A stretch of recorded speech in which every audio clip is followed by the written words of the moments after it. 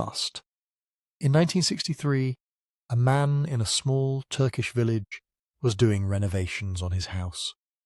Knocking through a wall in his basement, he found another room behind it. That happens sometimes. Old houses have strange histories.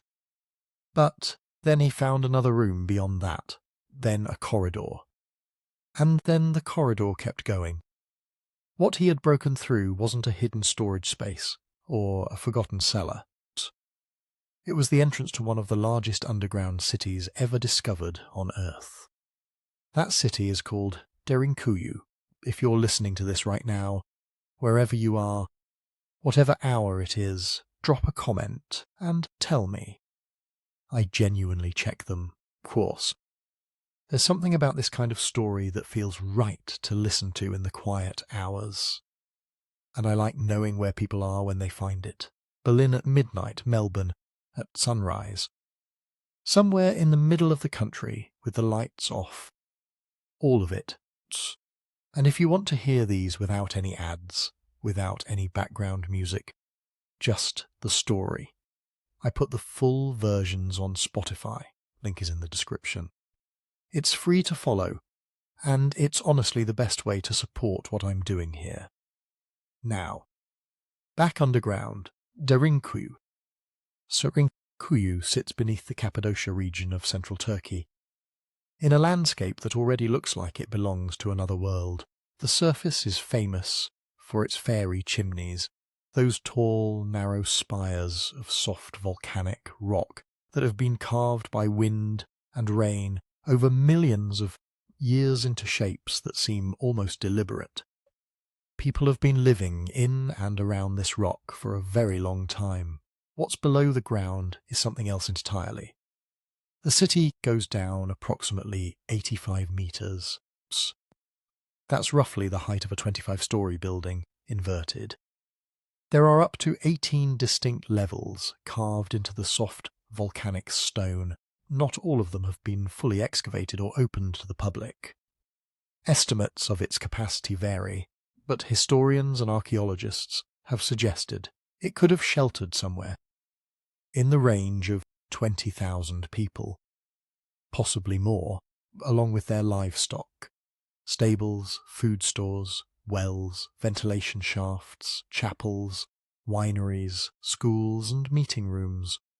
All of it underground, all of it in the dark. The scale of that takes a moment to settle in. This wasn't a tunnel. It wasn't a bunker or a hideout in the conventional sense. It was a city. A functioning, organised, inhabited city built downward instead of upward, in a place where the rock was soft enough to carve but solid enough to hold. The people who built it weren't primitive. They were engineers. They solved problems of air and water and waste and light in an environment that had no margin for error. You get the ventilation wrong, people suffocate. You get the water supply wrong. People die of thirst or disease. You get the structural calculations wrong. The ceiling comes down. None of those things happened. Derinkuyu stood. The questions that follow from that fact are the ones this story is really about. Who started digging? When did the digging begin? Who expanded it over time, level by level, and why? What was happening above ground that made it worth the enormous effort of moving underground? And perhaps most interestingly, what threats were so persistent, so serious, so hard to fight in the open, that a community would choose to build their entire life below the surface, rather than face those threats head-on? Some of those questions have answers, or at least partial ones. We have archaeological evidence, historical records, comparative dating of artifacts, architectural analysis. There are things we can say with reasonable confidence about when certain levels were in use and who was using them. Byzantine period. Roughly the 7th through the 10th centuries left clear traces. The region's history of conquest and religious conflict lines up with what the underground spaces seem to have been designed for. But other questions are harder. The earliest levels are the most difficult to date. Some researchers have proposed origins stretching back to the Phrygians around the 8th or 7th century before the Common Era. Others have pushed earlier still. Though the further back those claims go, the thinner the direct evidence becomes. And then there are the fringe theories, the ones about lost civilizations and prehistoric engineering, which get passed around online and occasionally in books. We'll get to those. We'll treat them exactly as the evidence treats them, which is to say, interesting ideas that haven't been proven. What I want to do in this story is stay close to what the ground actually tells us, just the dramatic facts. Though there are plenty of those, but the texture of life in a place like this, what it felt like to move through those tunnels, how air reached rooms 80 metres below the surface, how a door the size of a millstone could be rolled across a corridor from the inside to stop an army, how people kept animals underground, how they stored food, practiced their faith, raised children, in a city that the sky could never see. That's the story. And it starts with a wall that opened into something much larger than anyone expected. Before you can understand what's below, you need to understand what's above. Cappadocia sits in the middle of Anatolia, roughly in the geographic heart of modern Turkey. Not near the coast, not near any major river system that would make it obviously desirable. Not on the kind of fertile plain that typically draws dense settlement. It's a plateau, elevated, semi-arid, surrounded by volcanic peaks, and it sits in a bowl of geological history that shaped everything about how people lived there. The rock itself is the starting point. Millions of years ago, a series of volcanic eruptions blanketed this region in ash and debris. Over time, that material compressed and solidified into a stone called tough post. It's soft by the standards of most building materials. You can carve it with basic tools. A determined person with iron implements can move through it at a meaningful pace, shaping rooms and corridors and passages, without the kind of industrial effort you'd need to cut granite or basalt. Tough has a second property that matters just as much. When it's exposed to air, it hardens. What starts as a freshly cut surface, slightly damp and workable, gradually becomes more rigid and stable. That means a room carved into tuff doesn't just stay open, it slowly strengthens. The act of excavation and the act of construction are happening at the same time. That's why the underground was possible here specifically, not because the people of Cappadocia were uniquely ingenious. Though the engineering they eventually produced was remarkable because the geology cooperated. The rock gave them both the opportunity and the structural reliability to go deep and stay there. Above ground, that same tuff eroded into the landscape that makes Cappadocia one of the most visually striking places on Earth. Wind and rain worked at the softer material over millions of years, leaving behind the taller, harder formations. Those fairy chimneys, capped spires, and cone-shaped towers that rise across the valleys in clusters. People recognized early that the same rock you could carve downward, you could also carve horizontally. Cliff faces and the freestanding formations throughout the region are riddled with hand-cut rooms, storage chambers, and eventually chapels and entire monasteries. The surface and the underground weren't separate ideas. They were the same idea, applied in different directions. Geographically, the valleys of Cappadocia, including the Goremi Valley, the Ihlara Canyon, broad open terrain around what is now the town of Derinkuyu itself, sit at elevations that bring cold winters and dry summers, rainfall is modest. The growing season is real but not generous. This isn't a place where food simply arrives. It's a place where food has to be managed, stored carefully, protected from heat and cold, and the kinds of raids that follow wherever there are stored goods worth taking.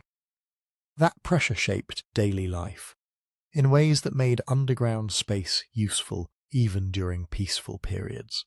The plateau's temperature underground stays relatively constant year-round. Cools in summer, above freezing in winter.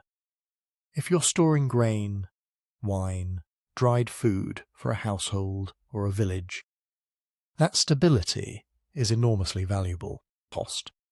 A natural or hand-carved cellar in this rock is better than almost any above-ground storage solution available without modern refrigeration. So from very early in the region's settlement history, people were using underground chambers not as refuges from danger, but as ordinary infrastructure. The root cellar logic applied to an entire plateau. Animals complicated the picture in the same way they complicate everything in pre-industrial farming. You need them close enough to tend and feed. You need to protect them from theft and predators. Hard. You need their warmth in winter and their labour year-round. Above ground, a village in Cappadocia would have had its houses, its common spaces, terraced or irrigated fields, where the terrain allowed, and its stables. What the underground eventually offered was a way to extend that domestic logic downward, to bring animals and stores and people into a space that could be sealed and defended and insulated from both weather and violence at the same time. Human footprint in this region stretches back a very long time. Hittites were here, Phrygians were here. There is evidence of continuous habitation across multiple civilizations, each one adapting to the same basic landscape constraints, the same shortage of surface water, the same exposure to whatever was moving across Anatolia at any given century. Cappadocia was never at the edge of the world.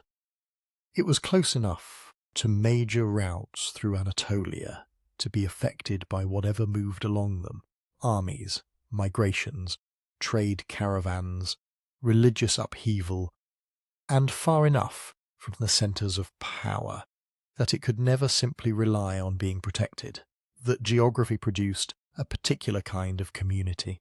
Not isolated, but also not secure. People here were practiced at contingency thinking. They had to be. You store enough food for 2 bad years. Not one. You know where the water sources are, and you know which ones are hidden.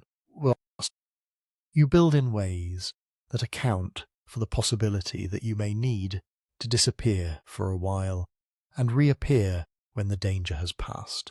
This is where the pairing of surface and underground becomes the key idea.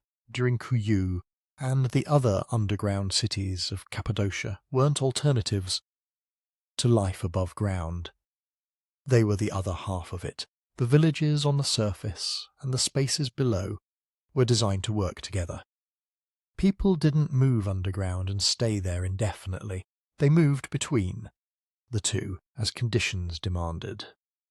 Surface life for the ordinary rhythms of farming and community. Underground life, when something interrupted those rhythms badly enough to require it. The hiding, in other words, wasn't always desperate. Some of it was planned.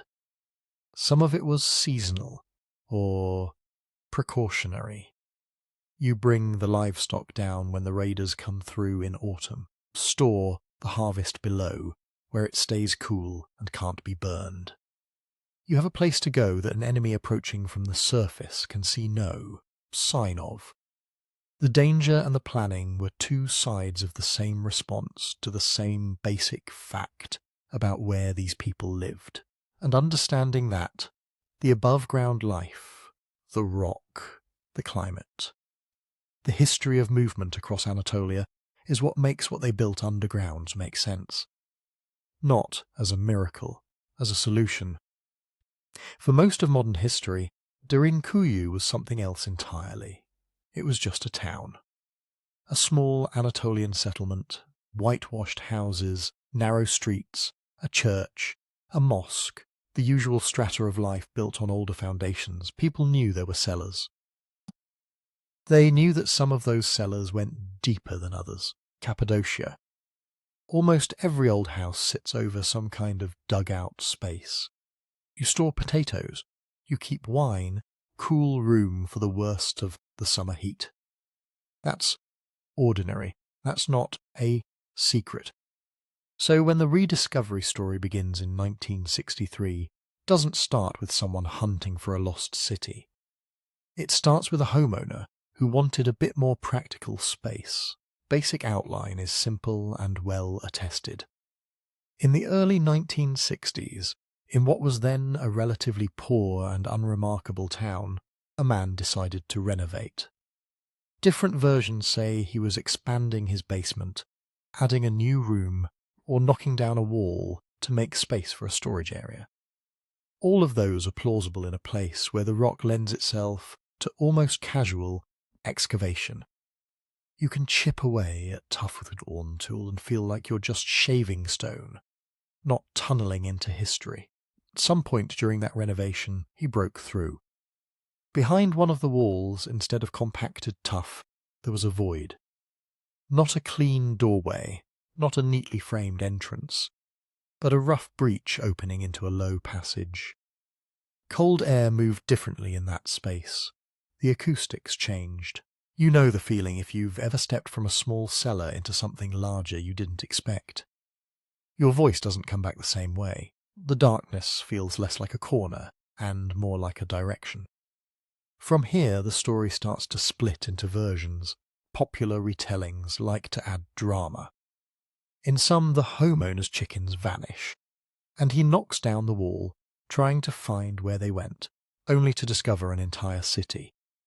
In others, he notices a draft and a hollow sound when he taps one section of stone, and curiosity pushes him through. These details are embroidery. There's no contemporary written account from the man himself carefully describing runaway poultry or mysterious breezes. We have, mostly. Is the later testimony of locals and the recollection of early investigators. A renovation, a breached wall, based beyond that, clearly wasn't just one more household cellar. What is consistent across the less embellished accounts is the impression of scale. Once that initial opening was widened enough to pass through safely, the homeowner, and then others, saw more than a single extra room. There were corridors, stretching away, branching, bending. There were chambers that didn't feel like they belonged to one family or one generation. Ceiling heights varied, floor levels shifted, and the sense of down was surprisingly insistent. The further you went, the more you felt that you weren't just under your own house anymore. You were under the town. That is the unsettling part people remember. Skeletons in the walls or piles of artifacts glowing in torchlight. Just the realization that beneath an ordinary neighbourhood there was an older, larger architecture whose boundaries you couldn't see. This was not, to be clear, the first time anyone in Derinkuyu had ever encountered deep underground spaces. Local farmers and shepherds knew of larger caverns outside town. Children grew up hearing about strange holes in the ground where you weren't to play. But those were scattered places, half remembered and treated as curiosities or hazards. What 1963 did was focus attention, turn the vague idea that there are some old caves around here into a concrete fact. There is something systematized and enormous under our feet. The next phase is less romantic and more bureaucratic.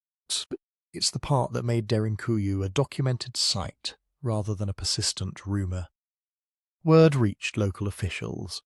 In Turkey, archaeological responsibility ultimately leads to regional museum directorates and the Ministry of Culture. Inspectors came, trained archaeologists. They widened passages more carefully, stabilised entrances, and began the slow process of mapping and recording.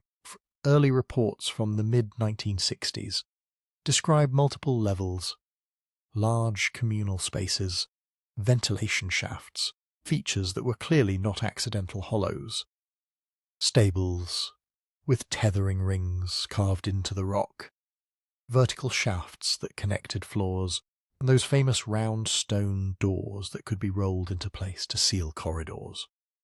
At first, the language in official documents was cautious. Term underground city appears, but usually with qualifiers. They were still measuring.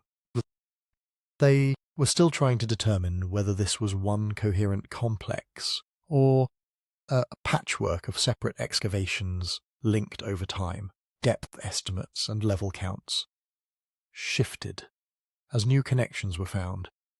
The figure that eventually settled, about 18 stories, reaching roughly 85 metres down, is the product of decades of subsequent surveying, not something announced the week after the wall came down. Meanwhile, the story was spreading in a different form.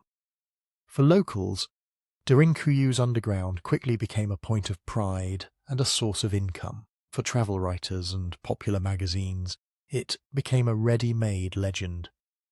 Each retelling added something. In one, the homeowner's dog disappears and is heard barking from behind the wall. In another, he finds centuries-old tools sitting exactly where the last workers supposedly left them. These details make for good narrative. They're not backed by the early archaeological reports.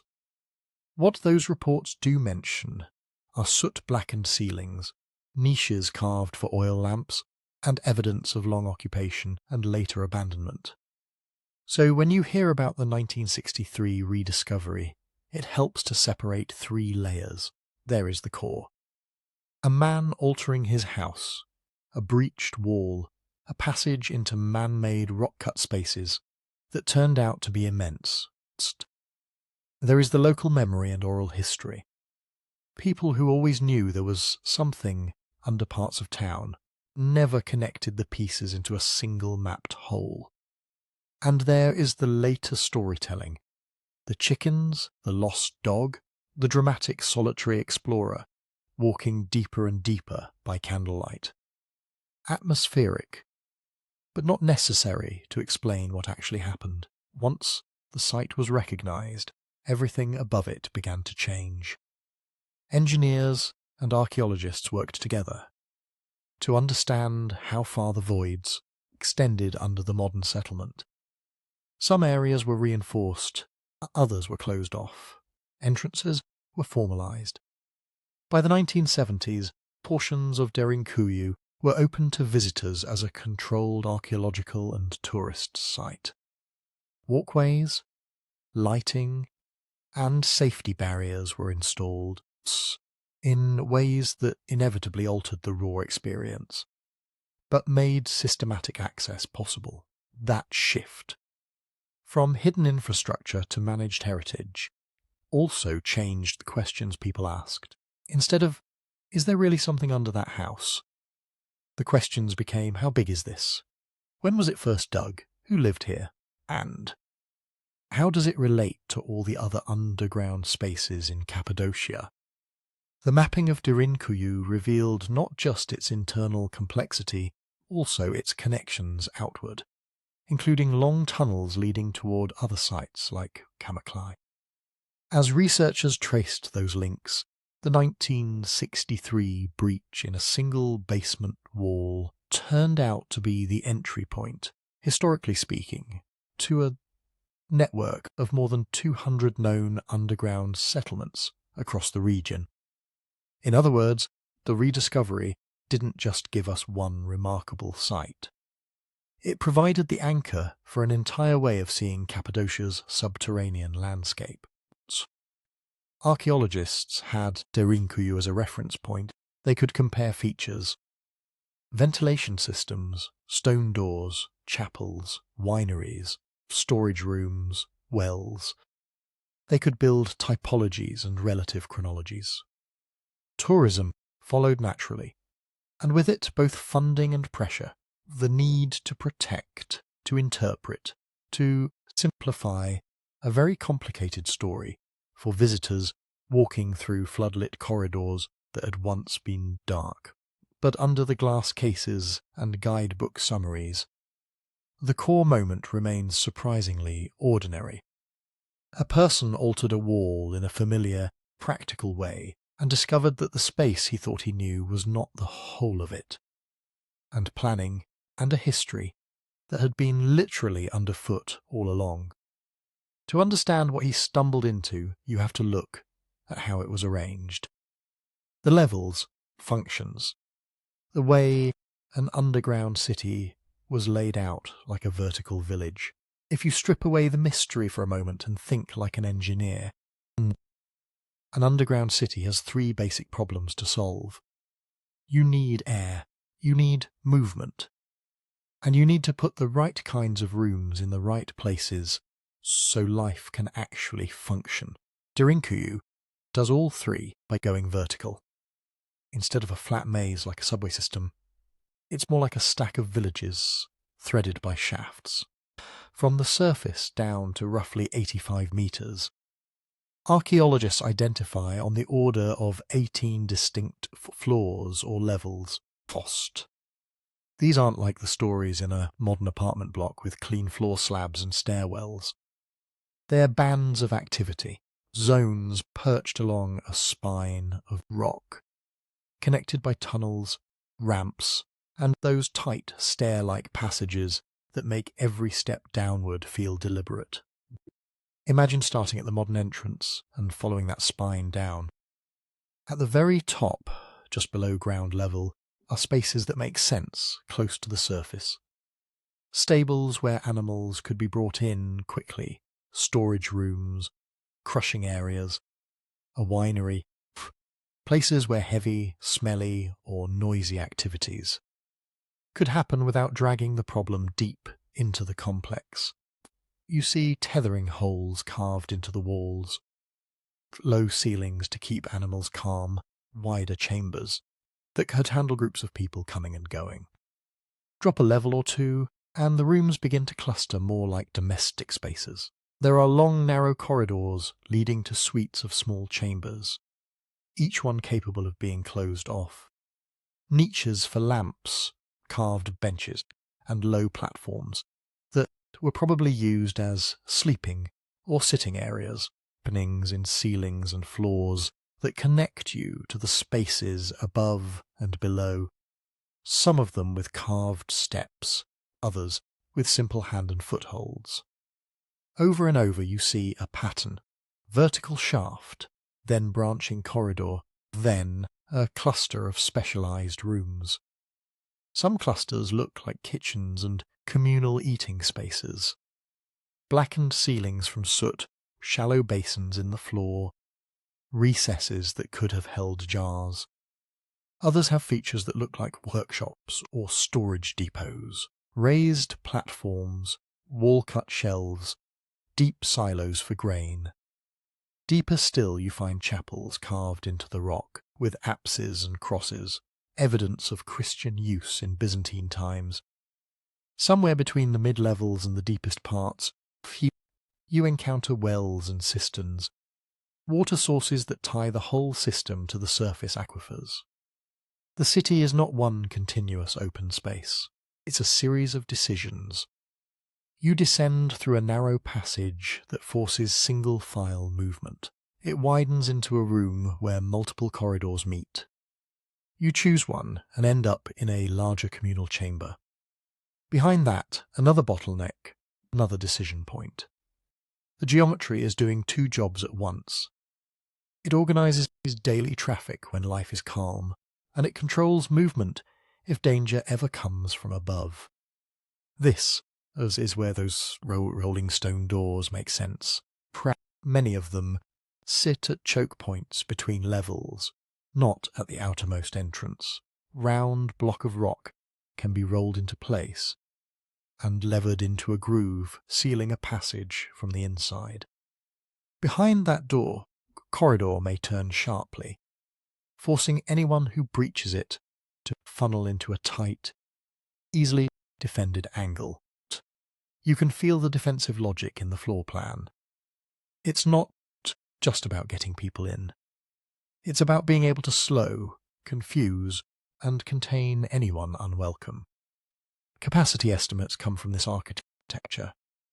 If you count sleeping platforms, room sizes, storage volume, and the sheer spread of passages and chambers, you get the often quoted figure.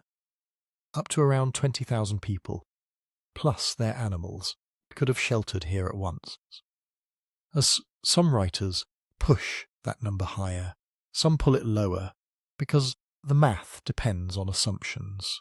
How much floor space per person do you allow? Are you imagining absolute emergency crush conditions for a brief refuge, something like sustainable, long-term living? Archaeologists tend to give ranges rather than hard numbers. Maybe it could handle several thousand people comfortably for extended periods, and far more for short crises. The livestock complicate things. Stables take up space. Animals need fodder and air. You can't simply pack humans in every available room and call it a population figure. Storage capacity also matters. The more grain silos and jars you count, the clearer it is that planners expected at least weeks or months of possible underground life, not just a night or two. Movement and wayfinding. Visitors today move along a curated route, lit and signposted. Historically, it would have been much more intuitive. If you grew up with it, the corridors are narrow by design, post. Many are only wide enough for one or two people to pass at a time. Stair-like slopes can be steep, forcing you to watch your footing. Some intersections are deliberately confusing, with multiple low tunnels branching off at different angles and heights. If you don't know where you're going, you can easily find yourself doubled back. One level off from where you thought you were, that's a defensive advantage. It's also a clue about how the city was probably used. Derinkuyu were designed as a fully permanent underground residence for tens of thousands of people. You might expect more open circulation, more generous public spaces on every level, more evidence of routine daily life in the deepest areas. Instead, what we see is a gradient. The upper and mid-levels hold most of the obviously domestic and economic spaces. The very deepest levels, down near that 85-metre mark, tend to be more specialised. Additional storerooms, isolated chambers, hidden niches, possibly spaces reserved for times of extreme danger. This feeds into one of the central interpretive debates. Derinkuyu, a true subterranean city where people lived year-round, or a refuge system used periodically? The architecture itself doesn't give a simple answer. It supports both functions to some degree. The presence of chapels, wineries, organised stables, extensive storage suggests serious, repeated use, not a purely theoretical bunker. At the same time, the narrow bottlenecks, the heavy emphasis on defensible passageways, and the sheer extremity of the deepest levels make more sense.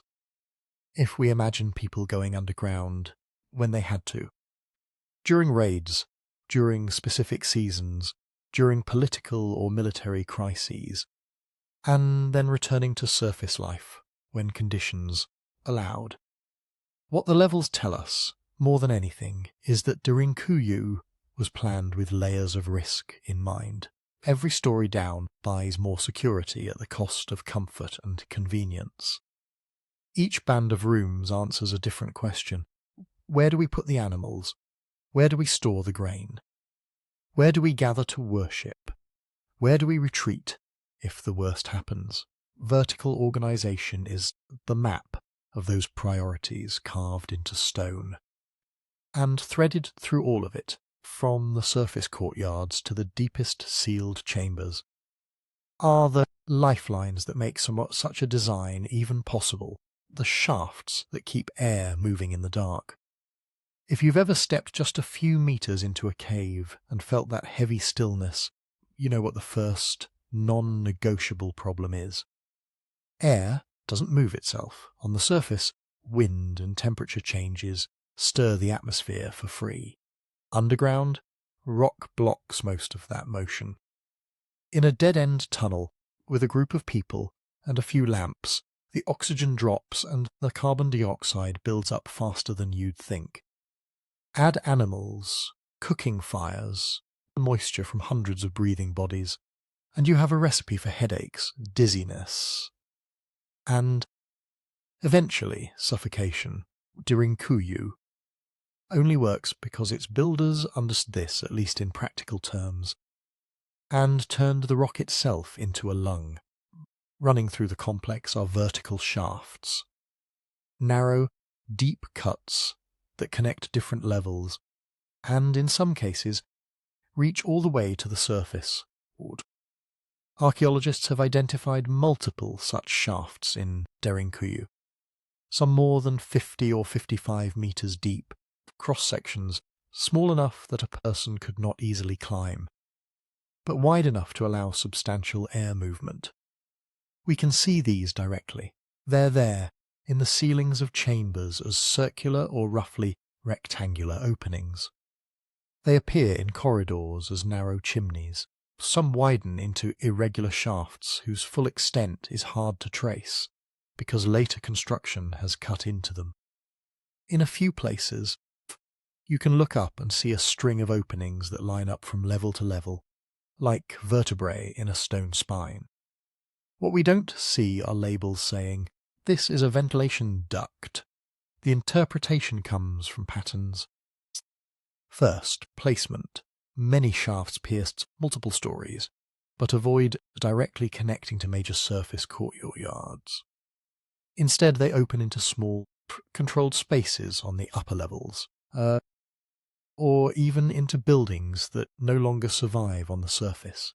That suggests a deliberate attempt to get air from above without creating big, obvious holes that an enemy could exploit.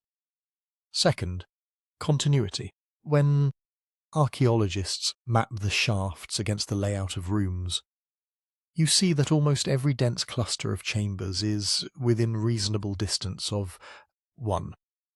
Areas far from shafts tend to be storage, transitional corridors, or short runs of passage, not large communal rooms where people would linger for long stretches. And third, environmental effect. Even today, with many original openings blocked or altered, you can feel slight drafts in certain corridors. Temperature in the deeper levels hovers around a stable, cool range, often quoted at roughly 13 degrees Celsius. Regardless of surface weather, stability tells us air is exchanging, slowly but reliably, between inside and outside. The physics are simple enough. One part of the system opens to cooler, denser air, and another to slightly warmer or sun-heated zones. You get a gentle pressure difference. Warm air tends to rise, cold air sinks. In a vertical structure with multiple shafts of varying depth and orientation, small differences add up to a constant, low-level circulation. You don't need mechanical fans. You just need enough height difference and enough carefully placed openings. But in Derinkuyu, these shafts were doing more than just breathing. Many of them doubled as communication lines. A narrow shaft between two levels is a perfect sound channel. People on different stories could speak or shout, up and down, passing warnings or instructions without physically moving. Ancient sources don't describe these conversations. But acoustically it makes sense. Modern experiments in similar spaces show that voices carry well in straight stone-lined chimneys. Some shafts also intersected corridors in ways that suggest control. If you can reach a shaft's mouth from a guarded chamber, you can decide who uses it, who approaches it, and even whether anything drops or rises through it. In a siege, that matters. Shaft, that primarily brings air, can, in desperate circumstances, also be a narrow resupply route, a way to lower messages, water skins, even small sacks of grain. And the reverse is true. If enemies get access to a shaft from above, they might try to pour in smoke, fire, or debris, designing openings small, offset, and reachable. Only from interior-controlled spaces reduces that risk. Balance between necessity and vulnerability is clearest when you think about fire. Fire is both essential and dangerous underground. People need heat, light, cooked food. Archaeologists see direct evidence of open flame use in Derinkuyu. Soot-blackened ceilings in some mid-level rooms, charcoal traces in floor depressions, and lamp niches with burn marks. But not every room is stained. The distribution is patchy, suggesting that fires were clustered in controlled zones rather than scattered everywhere. This fits what you'd expect if you're trying not to choke yourself. If you light a smoky, wood-burning fire in a deep, poorly ventilated chamber, the smoke has nowhere to go. It will follow the same pressure-driven air currents that bring you oxygen, but much faster. Psst. That means smoky activities had to be placed where exhaust could reach a shaft mouth, or at least a higher-level corridor that eventually tied into one. The evidence seems to support this kind of zoning. Some areas with heavy soot lie near identifiable shafts or at points where passage ceilings rise toward them. Others are located on upper levels, closer to surface vents and entrances, where a simple cross-draft between two openings could clear smoke more effectively. Deeper chambers tend to have fewer heavy soot marks, which aligns with the idea that the deepest levels were for storage, refuge, or ritual, not daily cooking. Here is where it's useful to separate what we can see from what we're inferring. Direct observations include the number and geometry of shafts, their intersections with rooms and corridors, the presence and thickness of soot deposits, relative humidity and temperature today, and the way air seems to move when multiple openings are left unsealed. We know, for instance, that underground environments like Derinkuyu tend to maintain a fairly constant, just year-round, and relatively high humidity compared to the surface. From that, we can infer livability features. Stable, cool temperatures are good for sleep in crowded spaces. People don't overheat as easily as they would in sun-baked houses. Grain, wine, and certain foods keep better at consistent, cool conditions, especially away from insects and sudden temperature swings. On the other hand, high humidity paired with poor airflow is bad for lungs and for stored goods, encouraging mold and disease. Very fact that Derinkuyu has extensive storage areas deep inside implies that its ventilation was good enough to keep dampness within tolerable limits, at least during the seasons it was used most intensely. We don't have written plans by ancient Cappadocian engineers explaining all this. There is no surviving manual saying, "Put granaries near this shaft because air here is best." But when you overlay the map of rooms with the map of shafts, and then overlay both with soot traces and water sources, a coherent logic emerges. Clean air, smoke outlets, cool storage, and communication all converge around those vertical cuts in the rock. In a sense, everything else in Derinkuyu is optional architecture. Stables, chapels, cellars, bedrooms. None of it works for long without the invisible infrastructure. The true skeleton of the city isn't just the stacked levels we move through. It's the hidden voids that let air slide past stone in the dark, turning a suffocating warren into a place where thousands of people could, at least for a time, breathe, sleep, and wait. Air solves one basic problem, staying alive hour by hour. The next problem is staying alive when someone wants you dead. If the ventilation shafts are Derinkuyu's lungs, its doors are something like clenched fists. Not the wooden planks or small modern gates you see when you visit today, but the original security system carved straight out of the volcanic tuff. The rolling stone doors. Archaeologists and visitors describe them as looking like giant millstones, but that comparison misses how strange they really are. Imagine a huge circular slab of rock, maybe 1 to 1.5 meters across, roughly the height of an adult's chest, and anywhere between 30 and 50 centimeters thick. Some weigh several hundred kilos. Estimates often run in the range of half a ton or more. They're not just sitting in the middle of corridors. They're tucked sideways into specially cut pockets in the walls, like enormous coins slid halfway into a slot. Most of the time these stones don't stand in the centre of a passage. Instead, the corridor narrows just before the doorway and bends slightly. The stone sits in a recessed groove, hidden until someone on the inside decides to move it. That's the important part. From the inside. The rock is not simply resting on the floor, framed by shallow channels in the floor and ceiling, sometimes in the walls, that act as tracks.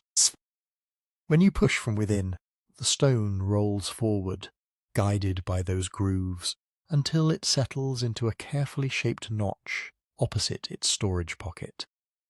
In that locked position, blocks almost the entire width and height of the passage.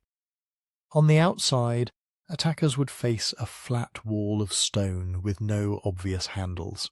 On the inside, the builders gave themselves options. Many of these doors have a central hole, small and deeply cut.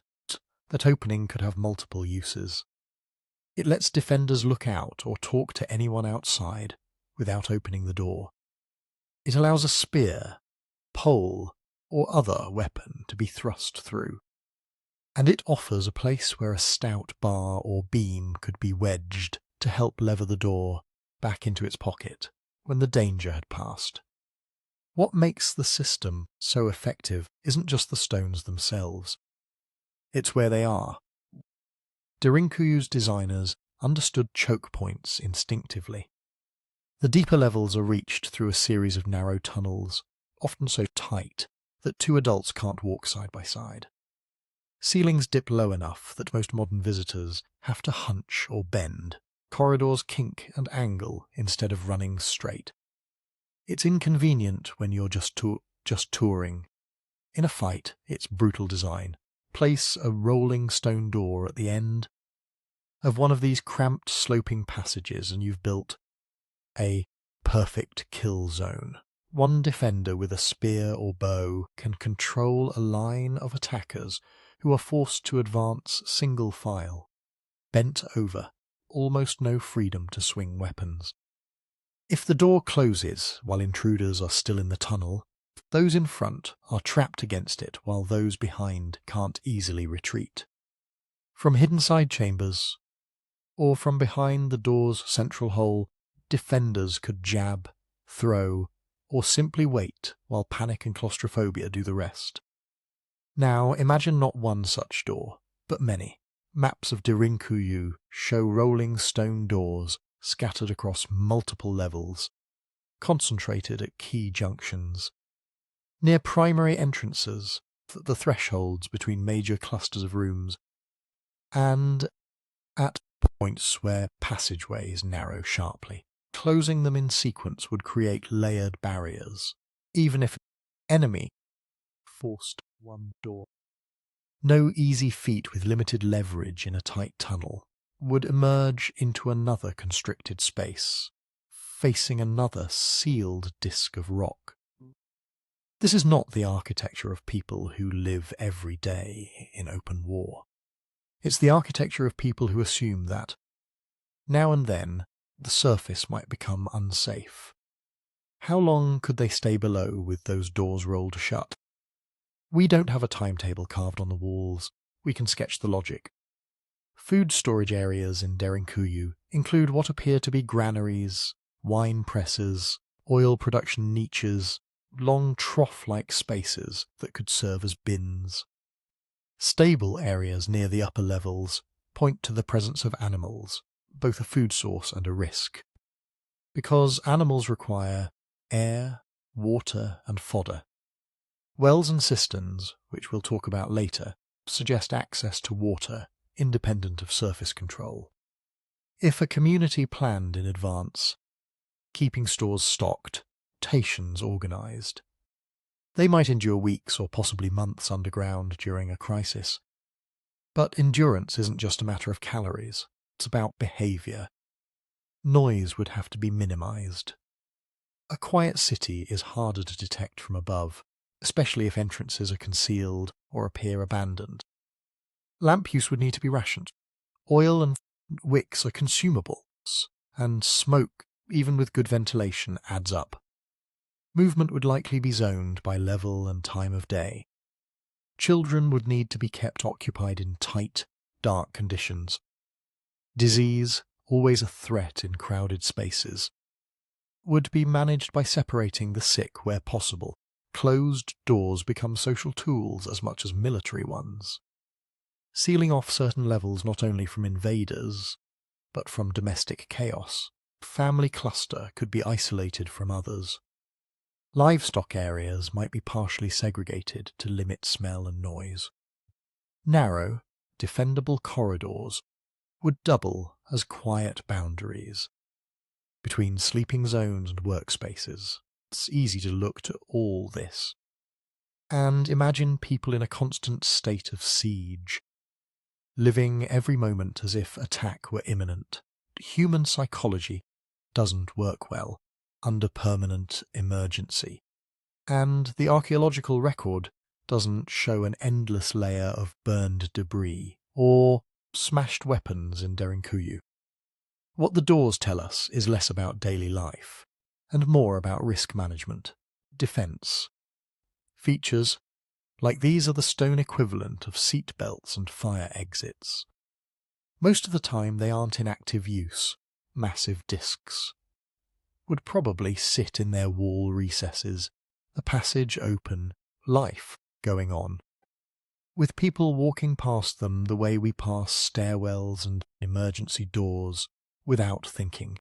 Generations might go by without anyone needing to close all of them at once. But the fact that they exist, that they are repeated through the complex, tells us that communities expected periods, maybe seasonal, maybe generational, when retreat and closure were the safest options. Those periods were shaped by the kinds of threats common in Cappadocia over many centuries. This interior plateau sat at crossroads, not edges. Caravans passed through. Empires rose and fell around it. Armies moved along main routes. Bandit groups, tribal raiders, and later small warbands could appear with little warning. Written sources from broader Anatolia and neighbouring regions, across different eras, mention raids, tax-collecting expeditions, local feuds, religious conflicts, and the general insecurity of borderlands and frontier zones. We can't always tie a specific door in Derinkuyu to a specific named invader, and scholars are cautious about doing so. The pattern of fortification, hidden entrances, twisty approach tunnels, rolling stones, choke points, aligns well with a landscape where danger often came as fast, unpredictable violence. A passing force looking for supplies, captives, strategic high point. Under those conditions and bells, the goal isn't to build an underground fortress where you fight heroic last stands. It's to build a place where the surface for a time simply stops offering targets. From the outside, raiding party might see only a scattering of modest stone houses. On a windswept plateau, doors barred, windows empty. Maybe a few abandoned animals, people, the grain, the tools, the religious objects, the community's memory. Those have flowed downwards behind doors that roll to tunnels that funnel into chambers whose stones remember how to wait. Air and doors solve part of the siege problem. Water decides how long the solution works. Derinkuyu is not dug randomly into dry rock. Within this 18-story stack of rooms and passages, archaeologists have identified multiple wells and water shafts, some plunging deep, some shallow, some apparently isolated from the surface, others very likely once connected to it. At first glance, that sounds ideal. You have an underground city, and inside it, your own built-in taps. No need to sneak out at night with jars, no need to bargain with whoever controls the nearest spring. Water is as much a security question as a survival one. In many reconstructions, people imagine the wells simply as straight tubes from the deepest levels up to the surface, like sipping through a straw. Reality appears more complex. Some wells in Derinkuyu seem to stop on the lower levels, with no obvious continuation to the modern ground surface. Others rise through the structure, and only become accessible from certain floors, not from every passage that crosses their line. One interpretation, favoured by some researchers, is that at least part of Derinkuyu's water was deliberately decoupled from the immediate surface, instead of tapping a shallow, exposed source that a hossus force could poison in a single act. The builders may have been reaching down to the local water table, using shafts that could be sealed or concealed higher up, in a region of soft volcanic tuff over harder layers and aquifers. That makes geological sense. Cappadocia's surface is dotted with traditional village wells that reach groundwater at varying depths. It isn't difficult to imagine the same knowledge applied in reverse. Instead of digging down from a courtyard, you start lower, in an underground gallery, and cut sideways or deeper into the same saturated layers.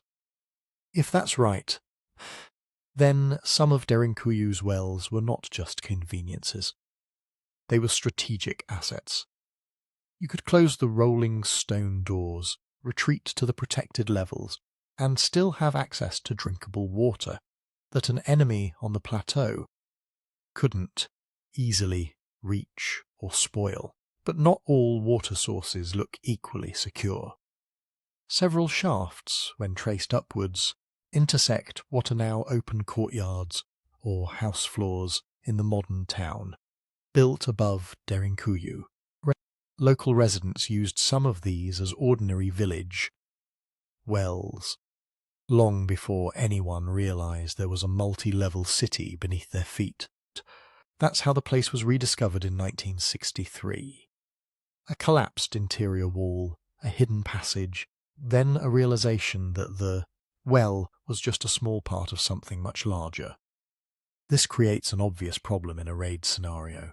Any water, a host, the boundary point that crosses the boundary between underground refuge and open settlement, becomes a potential vulnerability.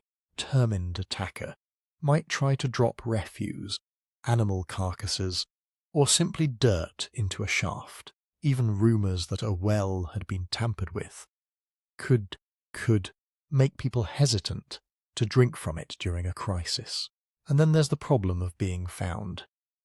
A completely hidden community is safest if nobody knows it exists.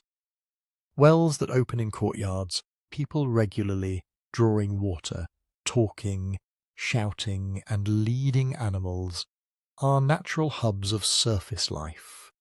Noise and movement cluster around them.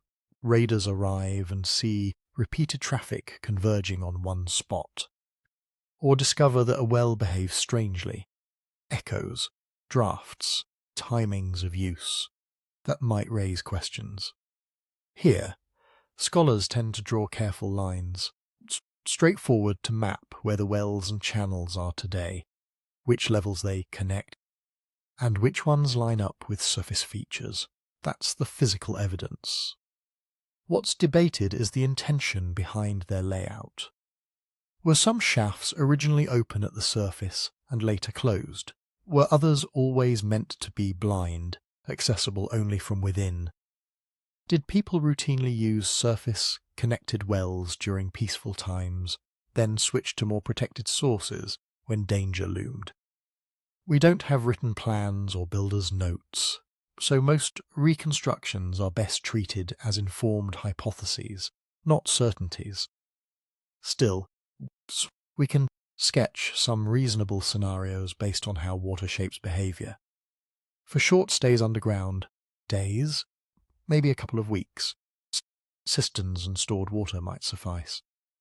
Cappadocian rock is good at holding carved basins. Runoff and overflow could be collected, and wines and other liquids add a buffer. In that case, surface-connected wells could be avoided entirely during a tense period. Doors roll shut. Access points to vulnerable shafts are blocked from below. People live off what's already inside. For longer occupations, several weeks into months, you need a more resilient solution. That's where deeper, more isolated wells become crucial.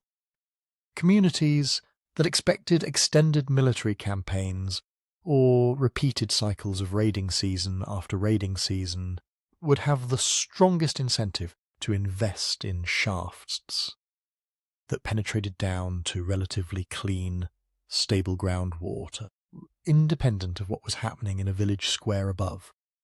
Here the line between temporary refuge and semi-habitual living starts to blur. If your underground complex offers not only shelter and stores, but also dependable, reasonably safe water, the temptation grows to treat it as more than an occasional bolt hole. You might sleep above ground in peaceful years, using the city beneath, mainly for storage and ritual. But the more often you retreat below, and the longer you stay, the more the systems that support water use, channels, drainage, clean and dirty zones, have to be thought through like those of a real town. Derinkuyu shows signs of that kind of planning. Some channels seem designed not just to deliver water, but to take it away, grooves that could carry runoff, wash water, perhaps even waste towards lower isolated areas. This doesn't prove a fully engineered sewage system, and archaeologists are careful not to overstate it. Yet it does suggest that water was understood as both life-giving and dangerous, something to manage, direct, and, when necessary, keep out of living spaces. There's another subtle consequence of water planning underground: shapes how people cluster.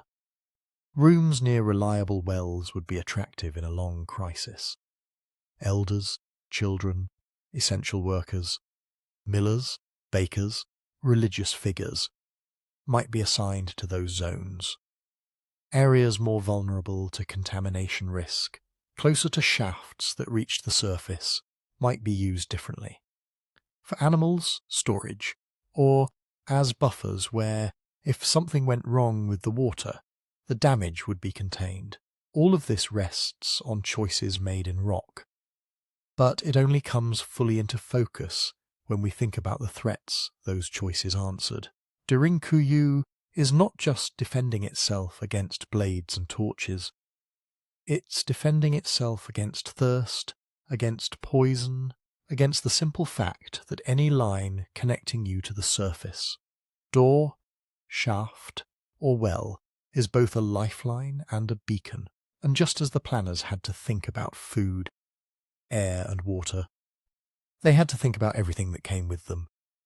Animals, fodder, storage, quiet underground economy that made hiding possible in the first place. If you follow the plan down from those wells, the next thing you meet is not a throne room or a council chamber, it's a stable. At Derinkuyu, whole chambers near the upper levels are laid out with low carved troughs, tethering points, wide enough passages for hooves, not just bare human feet. Archaeologists generally agree these were spaces for animals, horses, donkeys, maybe cattle, maybe sheep and goats, depending on the period and local economy. That choice tells you a lot about how this city actually functioned. Livestock in pre-modern Cappadocia are not just walking food, they are engines. A donkey or horse means you can move grain and wine to market, bring building stone and timber from miles away, evacuate children and goods more quickly when danger appears on the horizon. Cows and sheep are wealth on 4 legs, an insurance policy you can convert into grain, cloth, or favour. In a crisis, abandoning animals above ground would be walking away from your savings, your tractor, and half your pantry at once. The stables sit close to the entrances. That makes sense practically. You do not want to shepherd panicked, tired animals down to the deepest, narrowest corridors. You get them just far enough inside to be safe behind the rolling stone doors, give them air and water, and stop. Archways are broader. Here, ceilings higher. The floor often slopes gently, with channels that could help carry away liquid waste. The animals are outside the most crowded residential zones, but still within the defensive shell. The presence of stables also hints at how long people expected to stay below. Bringing a horse underground for a single night is an emergency. Designing permanent stalls, feeding spaces, and ramps suggests something else. Regular use, drills, anticipation. That going below with the animals was a known, practiced response in bad years. Once you picture those animals breathing and eating, another problem appears. How do you... Derinkuyu answers with storage. All through the complex, especially in the mid-levels, there are chambers with carved bins, niches, and what look like silos sunk into the floor. Rock here does something useful. It buffers temperature. Underground, especially below a certain depth, air stays relatively cool and stable year-round. That makes these rooms natural pantries. Foods that make sense in this environment are the classics of a pre-industrial siege diet. Grains that can be dried and sealed, pulses, dried fruits, nuts, salted or smoked meats, cheeses and clarified butter. Archaeologists have found pressing basins and grinding areas, evidence that the full cycle, harvest above, process, store, consume, could be partially relocated into the rock. If animals are sheltered, part of the stored food is really fodder. Barley, straw, chaff, leaves, whatever could keep the essential livestock alive long enough to be useful. People finally came back up. That implies planning on a seasonal scale. You don't improvise fodder reserves during a raid.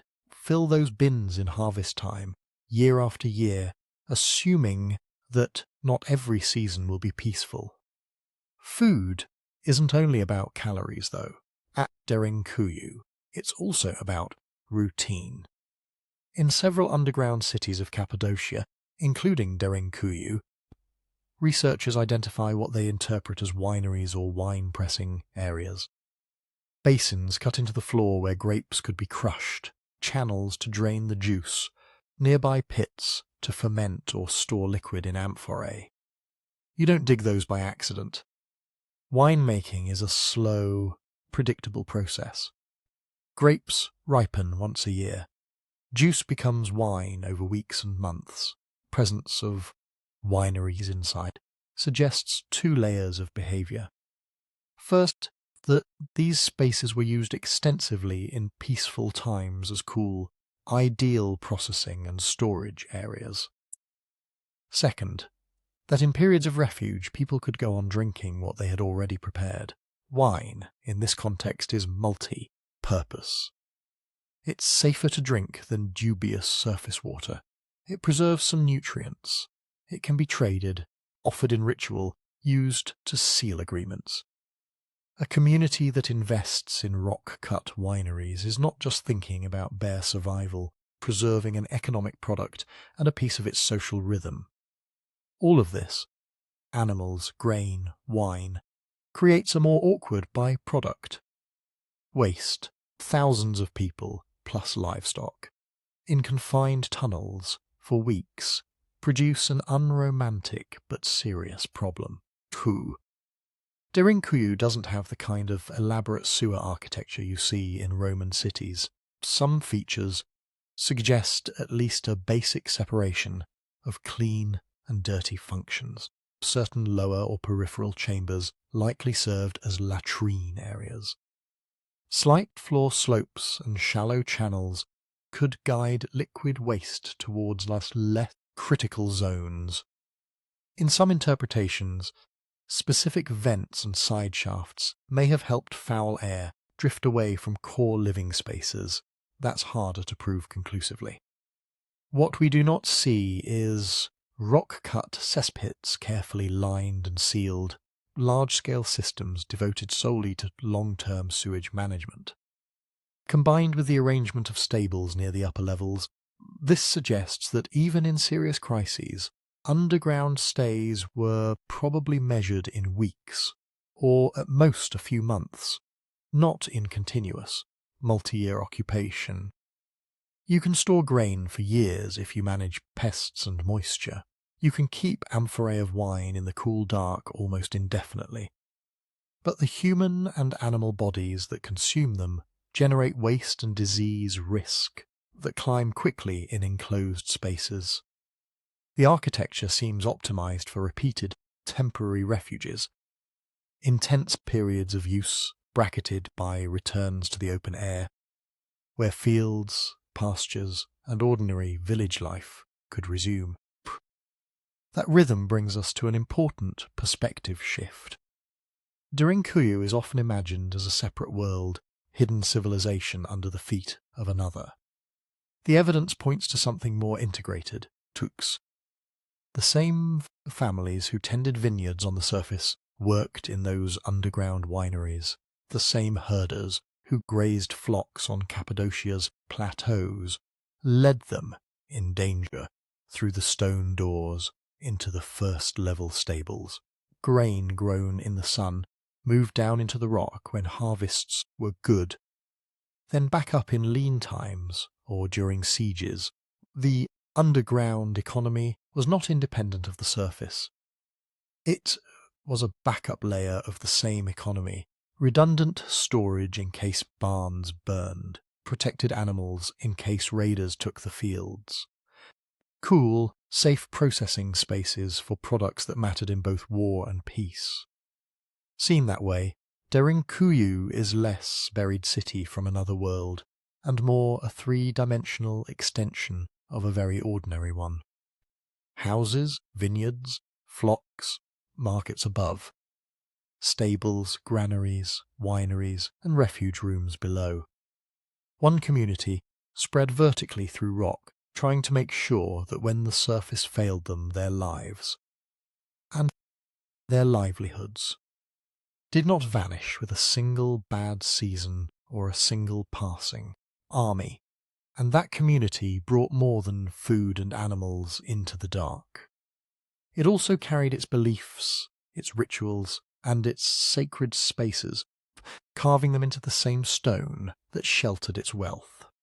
If you walk a little farther in than the stables and the storage rooms, the rock changes mood. Derinkuyu has spaces that are hard to mistake for anything else. Chapels.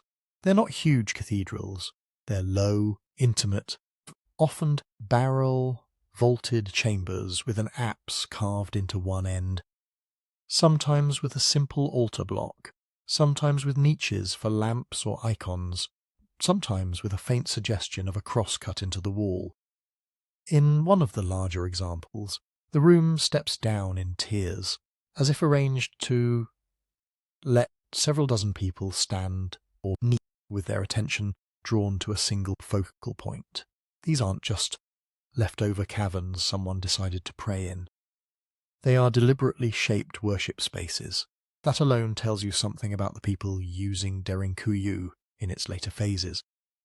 They did not treat the underground only as a last-ditch bunker, planned for collective ritual. They expected to gather, to sing or chant, to listen to readings, perform the small repeated actions that bind a community together. And they made sure those actions had a place. By the time these chapels were carved, Cappadocia had a long and complicated relationship with Christianity. From at least the 4th century CE, this region became famous in church history for its monks, hermits, and theologians.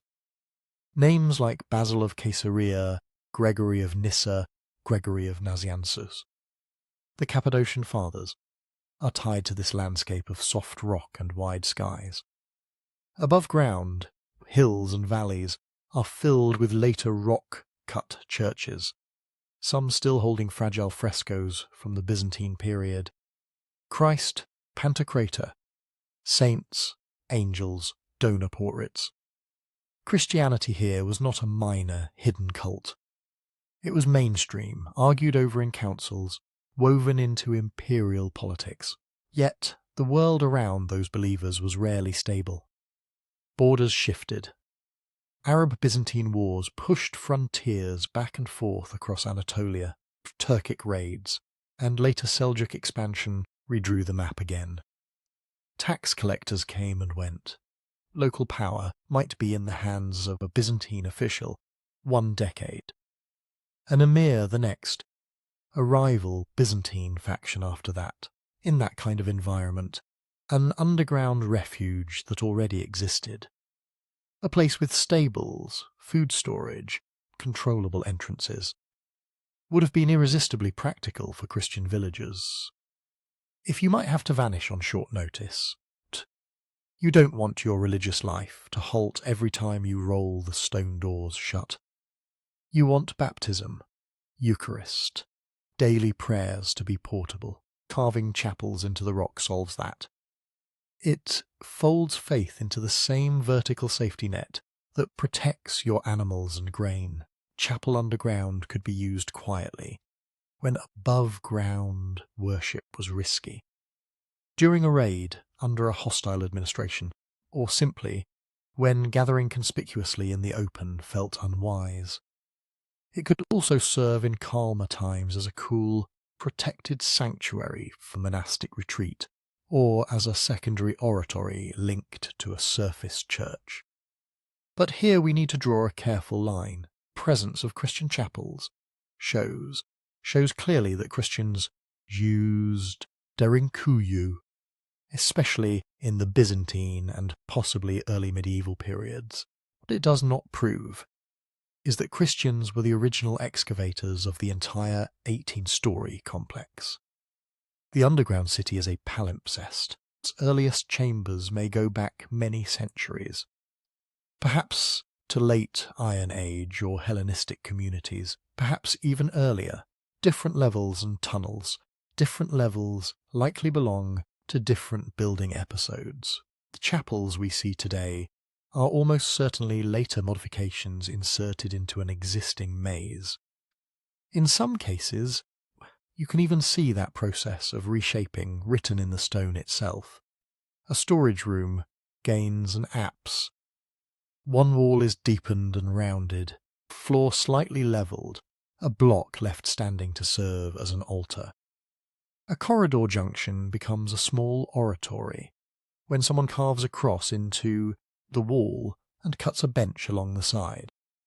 A larger hall, once maybe a meeting room or communal workspace, organised with steps and partitions, so that it feels more like a nave and side aisles.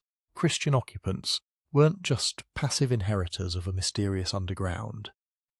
They were active renovators. They carved corners, proposed niches as icon shelves, incised Greek inscriptions, scratched prayers and symbols into pillars and door jambs, took a defensive architecture and layered their own sacred geography onto it. This is something we see across Cappadocia. Tombs become chapels, abandoned dwellings become monastic cells. Pre-existing caves gain frescoes and liturgical fittings. Sacredness in this landscape is often something placed on top of older stone, not necessarily carved into it from the start.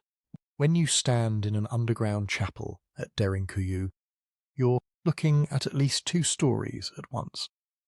One story is clear, sometime in the Christian centuries. A community cared enough about worship to cut these spaces, to light lamps here, to recite familiar words in the muffled dark. The other story is older and harder to read. What this room was before first hollowed out its rough volume. What their beliefs looked like, whether they too had any concept of a sacred corner underground. The chapels are clues, not final answers. They prove that people didn't leave their gods or their doctrines at the entrance. Whatever they feared on the surface, tax raids, armies, persecution, or just bad luck, they carried into the depths a sense of order, ritual, meaning. They transformed parts of a pragmatic refuge into a vertical parish. But the stone keeps its secrets about the first hands that broke it. Crosses, apses, and inscriptions frame one chapter of Derinkuyu's religious life. They do not close the book on who began the excavation or what earlier rituals might have whispered through these tunnels long before anyone carved a Byzantine cross. To get closer to that, we have to step back from the chapels and look at the very oldest parts of the complex, the rougher chambers, the deep core levels, and ask a harder question. Who started all of this? And how far back does the story really go? If you want to know who first went underground here, you have to start with a slightly frustrating truth. Stone does not come with a date stamped on it. Archaeologists can't just walk into a chamber, look at the walls, and say, yes, 742 BCE, late autumn. They have to build a timeline from indirect traces, and underground cities make that especially tricky. One of the main tools is tool marks. Different technologies leave different scars. A metal pick cuts differently than a stone one. An iron chisel used with a hammer leaves patterns unlike a bronze blade. And both look different from a rough pounding with a hard gabbro cobble in places like Derinkuyu. You can sometimes see parallel striations on the walls. The rhythm of blows frozen in the rock gives you a technological level, not a calendar date. Iron tool marks suggest you're not in the Bronze Age anymore. Very regular, fine chisel work might hint at. Later, more practiced stonecutters. But those tools could have been in use for centuries. Style drifts slowly. So archaeologists look for something more datable that's associated with the rock-cut space. Ceramics are especially helpful. Pottery styles change in ways we can often date within a few centuries, sometimes more precisely. If a chamber floor still has its original surface, you find broken pots sealed under it. You can say, this room cannot be older than the youngest sherd under that floor.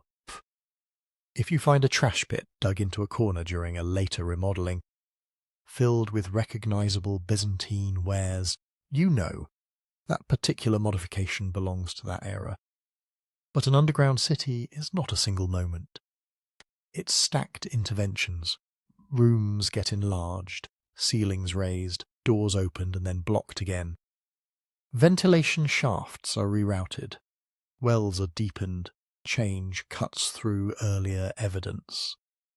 A later passage can slice through older debris, carrying newer material down into lower levels, unless you're extremely lucky with sealed layers.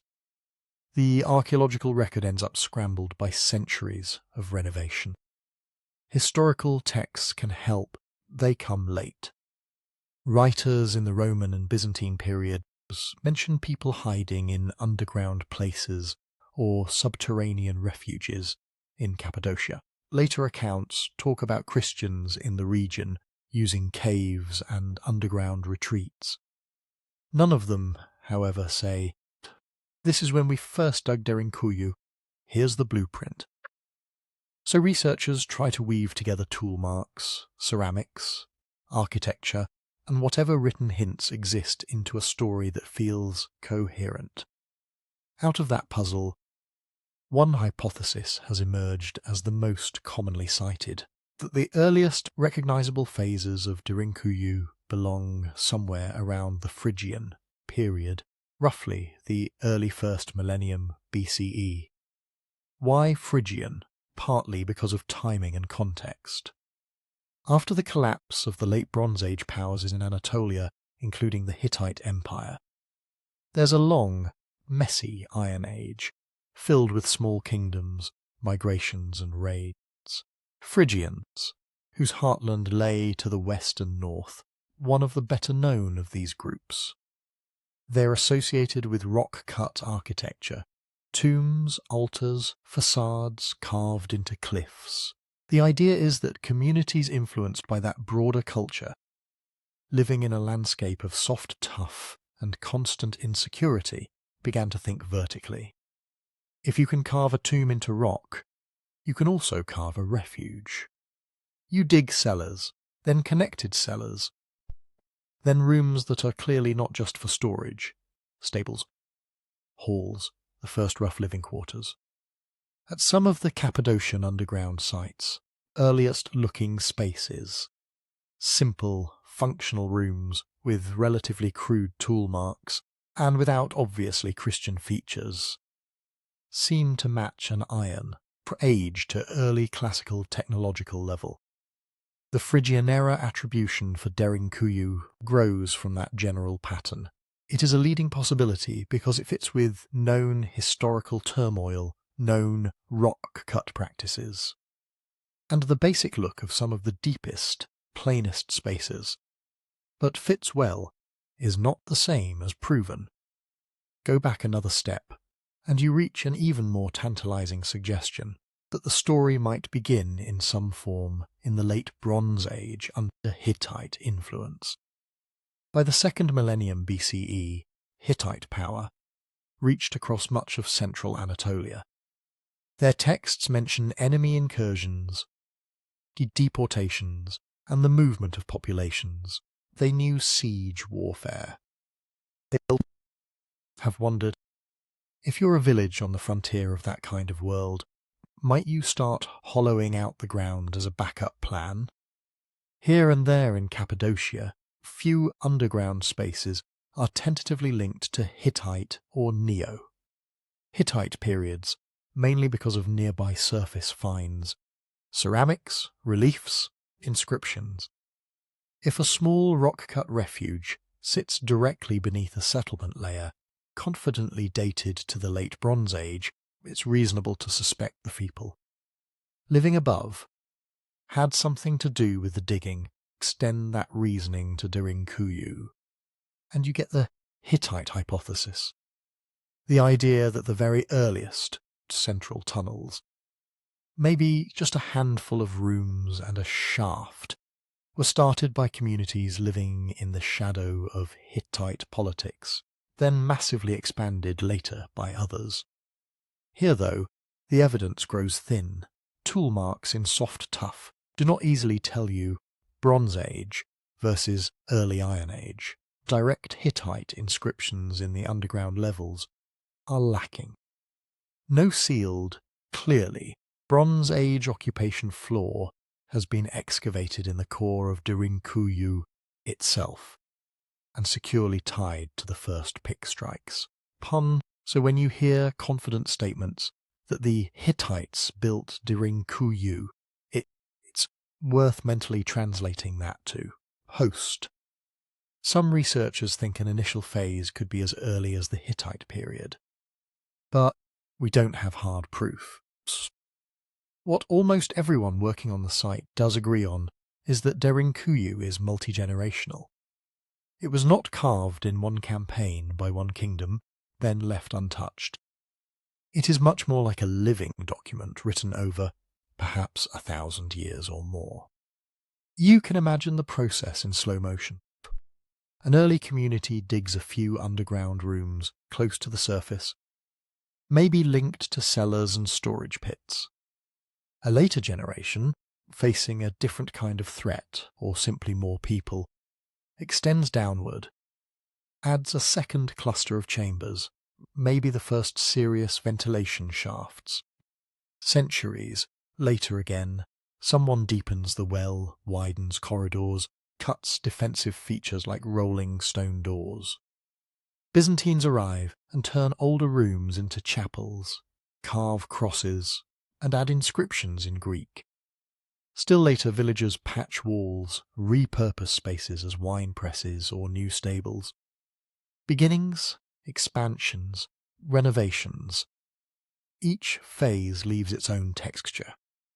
When you put all this together, a cautious summary looks something like this. It is plausible that the roots of Derinkuyu reach back at least to the early 1st millennium BCE in an Iron Age environment shaped by states like Phrygia and their neighbours. It is possible, though far from certain, that some kind of proto-refuge, simpler, shallower, far less extensive, existed already in the late Bronze Age under Hittite influence. It is very likely that the complex grew and changed dramatically during classical, Roman and especially Byzantine centuries, when we have the clearest evidence of use. What remains unproven is a single founding moment or a single founding people.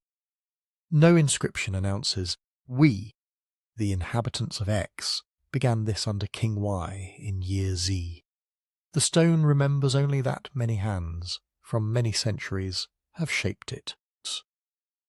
And once you accept that Derinkuyu is not a one-time construction, but a layered project, another question comes into focus. What's happening above ground in those different eras that kept driving people back to the rock, pushing them to dig deeper, to add doors that roll, shafts that breathe, and rooms big enough to hold a whole village through a season of fear. By the time the Roman Empire had turned into what we call the Byzantine Empire, the world above Derinkuyu had changed again. Cities had grown, shrunk, moved. Languages had shifted. Belief systems had turned over more than once. One basic element of life in central Anatolia had stayed stubbornly the same. It was a frontier. Not all the time, not everywhere, off enough that people learned to think in terms of threats coming from somewhere else. Armies marching through, tax collectors arriving with soldiers, bandits, rebels, nomadic confederations drifting in and out of imperial orbit. When scholars talk about a major phase of expansion and refinement at Derinkuyu, they usually point to the late Roman and especially Byzantine centuries. Over and over, the archaeology in Cappadocia shows the same pattern. Earlier, simpler underground cavities with few overt signs of Christianity. Then, layered on top of that, a clear Christian presence, crosses carved into door lintels, niches that look like altars, small chapels with apses, Greek inscriptions, wine presses and treading floors tied to a late antique and medieval economy. In other words, by the 1st millennium CE, people here weren't just ducking underground as a desperate last resort. They were integrating the underworld into a settled Christian landscape that was very much part of the Byzantine state. We know that from above ground evidence too. By the 4th century, Cappadocia was producing bishops, theologians, monasteries that mattered in the wider Christian world. Rock-cut churches honeycomb the cliffs. Frescoes bloom on ceilings. This is not a marginal nowhere. It's a populated, organised, tax-paying region inside a powerful empire. And yet that empire was under strain. From the 7th century onward, the eastern Mediterranean enters what historians often call an age of raids.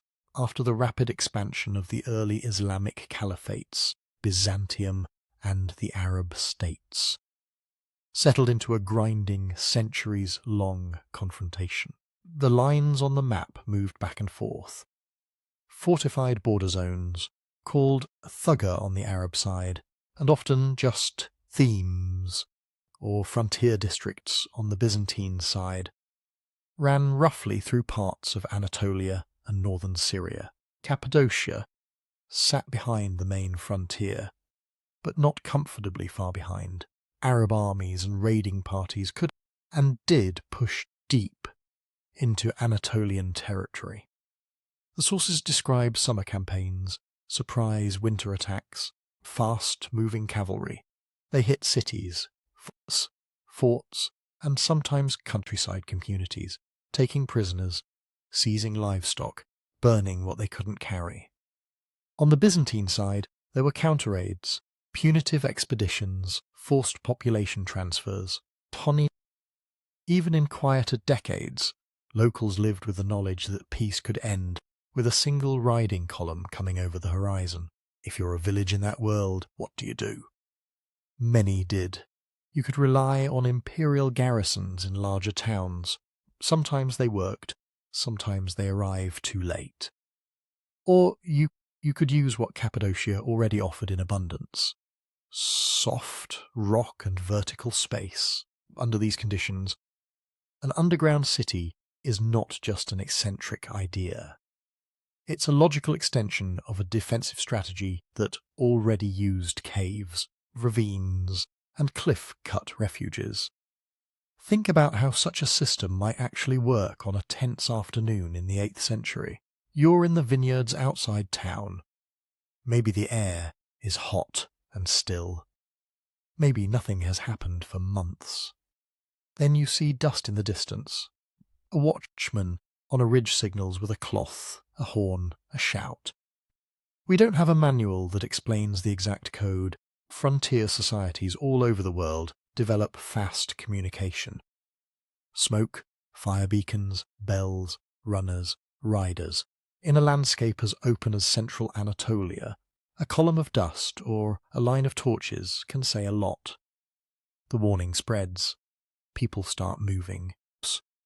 Children are pulled from courtyards. Animals are driven in from fields. Grain sacks, water skins, cherished tools and icons. Whatever can be carried quickly are grabbed. Some families probably had pre-packed baskets or bundles.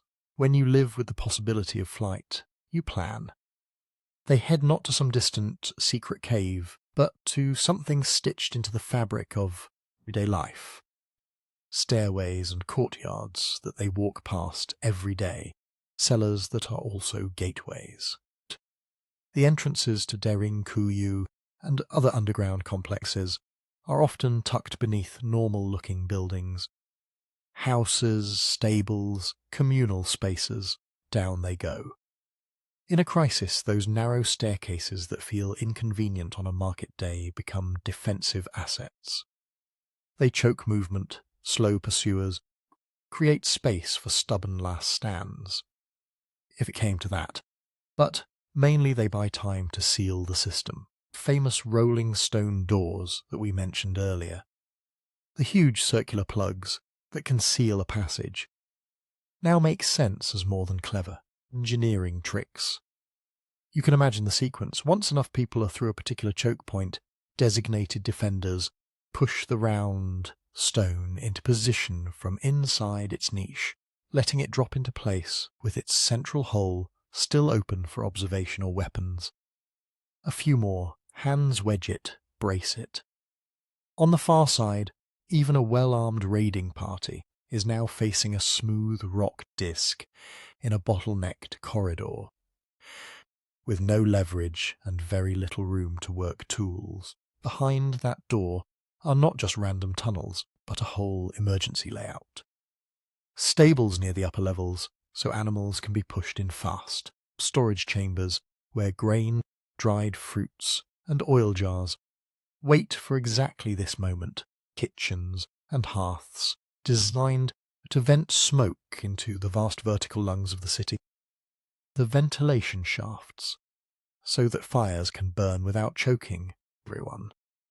Water comes from wells that punch down into the aquifer far below, often deliberately isolated from the surface wells to reduce the risk of poisoning by attackers. In some cases, the shaft you draw water from inside is not accessible at all from above. It is a hidden, one-side connection to the water table. Somewhere in the middle of this carved beehive, people gather to pray. The little chapels cut into Derinkuyu's rock, with their apses and carved crosses, make the most sense in a community that expects to be down here long enough, to need not just food and air, but ritual and reassurance. This is not a bunker for a frantic hour. It's a space where you might expect to ride out a season of risk. This is why many researchers talk about Byzantine expansion in Derinkuyu, not just in terms of more rooms, but in terms of more systems. You see more deliberate zoning, animal storage areas, storage clusters, communal halls that could function as meeting places or schools when life went below. You see elaborated airflow management with major ventilation shafts, some of them doubling as communication routes towards other sites like Kaimakli, carefully woven through the levels. Was every single one of these features carved under a specific emperor in response to a specific raid? We don't know, and the evidence doesn't really support that kind of neat labelling. Some stone doors might be late Roman, others could be early Byzantine. Still others may have been recut or reset centuries later. Ventilation shafts can be widened, rerouted, connected. Room first dug as storage in one century can become a chapel in another. Its walls recarved with frescoes and crosses, rather than tying Derinkuyu to one crisis. It's more realistic to see it as a multi-generation insurance policy that kept being renewed. Each age added its layer of anxiety to the rock. Hittite or Iron Age villagers worried about rival kingdoms and raiders on foot. Roman provincials fretted about bandits, tax uprisings, and the occasional invading army. Byzantine Christians had to think about fast cavalry raids, shifting frontiers, and the grinding uncertainty of a borderland caught between empires. Each time the threats changed, someone, at some point, walked down the old stairs with a lamp and thought, "We should widen this passage. We should add another door here. We should cut a new shaft, bring in more air. We should carve a chapel. We should lay in more storage." By the high medieval period, what had started as a small refuge had become a stacked 18-story habit of mind. A community that knows the sky can suddenly become dangerous. Builds depth into its architecture and its culture, teaches children the paths below as carefully as it teaches them the paths between fields. It treats rock not just as a foundation, but as a second inverted village held in reserve. Above ground, the empires that fought over Cappadocia rose and fell. Frontiers moved. Names changed. But the idea of going underground in bad times persisted, because in a world of raids, you never fully forget the value of being able to vanish. For all the drama of raids and empires, there's another pressure that never went away in Cappadocia, and it doesn't carry a sword. It's the weather. Central Anatolia today is often described as having a continental climate. Hot, dry summers and cold winters, with big swings between day and night. The deeper you look into historical climate data and proxy evidence, tree rings, lake sediments, written descriptions from later periods, the more it seems that those swings have been with this plateau for a very long time. Summer heat can push well above 30 degrees Celsius, sometimes into the 40s. Winter nights can drop far below freezing. Snow isn't constant, but when it comes, it can come hard. Winds sweep across the open plains. Storms can roll up quickly. Drought years string themselves together, if you live in stone houses on the surface. With limited fuel and no modern insulation, those swings are not just uncomfortable. They are dangerous. The rock beneath Cappadocia, though, tells a different story. One of the most quietly remarkable things about volcanic tuff is its thermal behaviour. Go down a few metres, into a cave, a cellar, a cut chamber, and the temperature starts to smooth out. Deeper still, into a place like Derinkuyu, and it hovers in a relatively narrow band all year, often somewhere around what we call cool but livable. Not cosy, not warm in the way a sunlit courtyard can be, but stable. That stability makes sense of some of the quiet uses of these underground spaces that don't have anything to do with horsemen on the horizon. Imagine you're a farmer or vintner here in, say, late antiquity, post. Your harvest is the difference between getting through winter and going hungry. Grain spoils faster in fluctuating heat and humidity. Wine can turn if it gets too warm. Dried fruits, cheese, cured meat, all of them last longer if temperature and moisture stay within a predictable range. A chamber cut into tuff is by its nature a primitive refrigerator and pantry combined. You don't have to be at war to care deeply about that. You just have to have lived through one or two bad winters, or one summer where mould crawled through the grain jars faster than you could chase it. In that light, the underground city is not only a fortress, it's a vault. Protecting stored food from human enemies is one benefit. Protecting it from mice, insects, heat waves, and sudden cold snaps is another. Thick rock walls don't care whether the danger outside is a raiding party or a hailstorm that shreds your fields in an afternoon. Storms and extremes offer another set of quiet reasons to go below. On a high open plateau, when the wind turns sharp and the sky darkens, there are not many places to hide.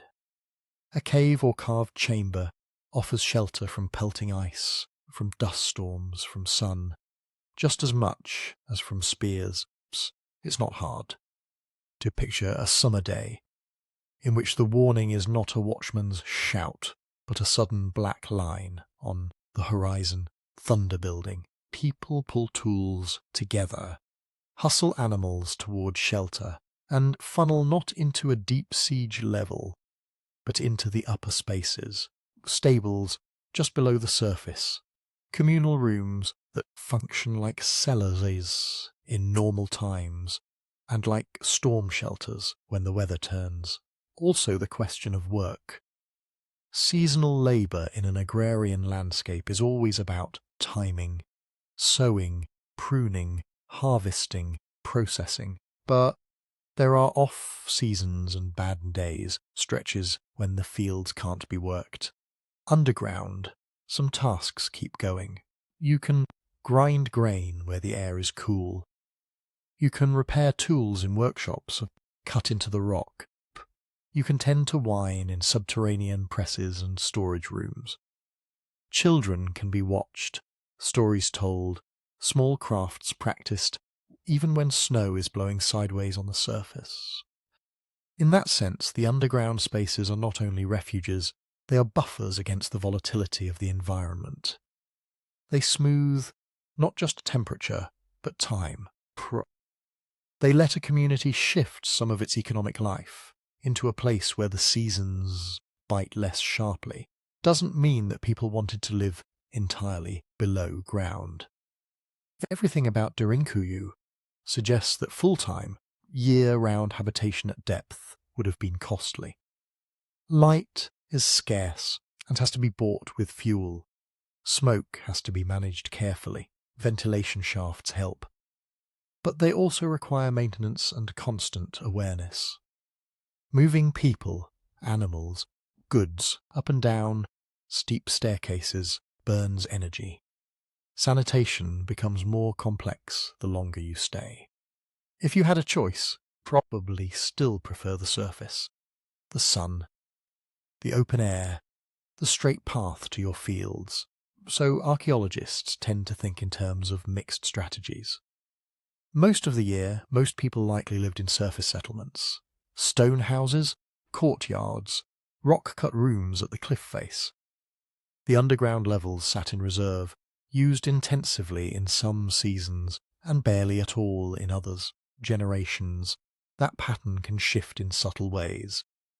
Perhaps at first there were only shallow storage caves, places to keep grain cool and hidden. Then someone cut a passage between two, to move more easily in bad weather. Maybe a family started sleeping in a lower room during the worst of winter cold. Another neighbour added a niche for a lamp. Then a small hearth. 1 year, a storm, or an unusually harsh winter pushed more families underground for longer. People noticed who coped better. Children learned that the safest place during hail or deep frost was not the exposed rooftop, but the familiar steps downward. Later, period of raiding or political instability layered on top of that already established pattern of seasonal retreat. Now, the same spaces used to protect grain from heat and mold could protect people from human threats. Doors thickened, corridors narrowed, deep levels expanded. By the time we get to the Byzantine centuries, the line between emergency refuge and integral part of settlement life had blurred. The result is what we see at Derinkuyu and across Cappadocia's 200-plus known underground sites, infrastructure that makes sense on multiple timescales. On the scale of an afternoon storm, you duck into a nearby stairway. On the scale of a hard winter, you move key activities, food processing, storage, some sleeping quarters, into the insulated rock. On the scale of a raid season or a frontier crisis, you take the whole village down for days or weeks. None of this requires a single, dramatic decision to become mole people. It grows out of small, practical choices made in a landscape that keeps reminding you that the future is hard to predict. A place where the sky can fry your crops, freeze your wells, or fill the air with dust teaches you to build in layers, to trust not just what you can see on the horizon, but what you have carved below it. Derinkuyu feels singular when you're standing in it. It's easy to imagine it as a one-off miracle, a freak outlier carved by some especially desperate or ingenious community. But as soon as you zoom out to the scale of the region, that illusion starts to crumble. Cappadocia is riddled with places like this. Archaeologists and surveyors have logged more than 200 underground settlements across the wider region. Settlement here doesn't mean a single cellar or a couple of storage rooms. It means multi-room, often multi-level complexes. Stairways, corridors, stables, wine presses, chapels, workshops, storage areas. On top of that, there are countless smaller carved spaces, solo chambers, rock-cut cellars, short refuge tunnels that don't quite qualify as full underground cities, but still plug into the same underground way of thinking. Once you realize that, Derinkuyu stops being a lone wonder and starts looking like the flagship node in a dense web. Network like that matters for the same reasons. A scattered metapopulation matters in biology, or a decentralized internet matters in technology, redundancy, communication, and resilience. If danger or famine or plague strikes one village, you don't want your only refuge to be a single point of failure. You want options. In Cappadocia, those options were literally carved into the landscape. Each town seems to have had access to its own underground space. Maybe just a modest complex with 1 or 2 levels. Maybe a more elaborate system like Kaimakli with its warrens of rooms. Maybe something as deep and intricate as Derinkuyu. Knowledge of how to use these places, how to manage air, light, food, waste, how to move animals, where put watch points and doors, could travel between communities just as easily as news of a raid or a failed harvest. If your cousins in the next valley had figured out a better way to carve a ventilation shaft or hang a rolling stone door, you didn't need to reinvent it. You could copy the idea into your own rock. Over generations, that kind of shared problem solving turns into a regional tradition. Not just one community's solution, but a cultural habit of thinking in vertical layers and fold-back spaces. Then there are the tunnels. Locals long told stories of underground routes running for kilometres beneath Cappadocia, linking one town's refuge to another's. The most famous of these stories is the supposed tunnel between Derinkuyu and Kaimakli, often said to stretch roughly 8 or 9 kilometres in the dark. So what's actually there? Archaeologists do confirm that there are horizontal passages and side galleries extending out from the main complexes, and that in places different underground systems approach each other closely. Some shorter inter-settlement connections have been documented. You really can move from one cluster of rooms to another settlement system without surfacing.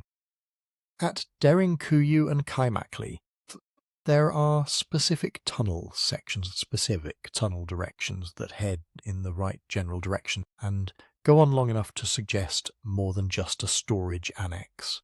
In some spots, the distance remaining between known endpoints is small enough that a connecting tunnel is plausible. But, as of now, the full, continuous Derinkuyu Kaimakli tunnel you see in popular diagrams is not archaeologically confirmed, end to end. Parts are real. The idea that it runs unbroken the whole way is, at this point, a strong local claim rather than a fully mapped fact. That ambiguity is revealing in its own way.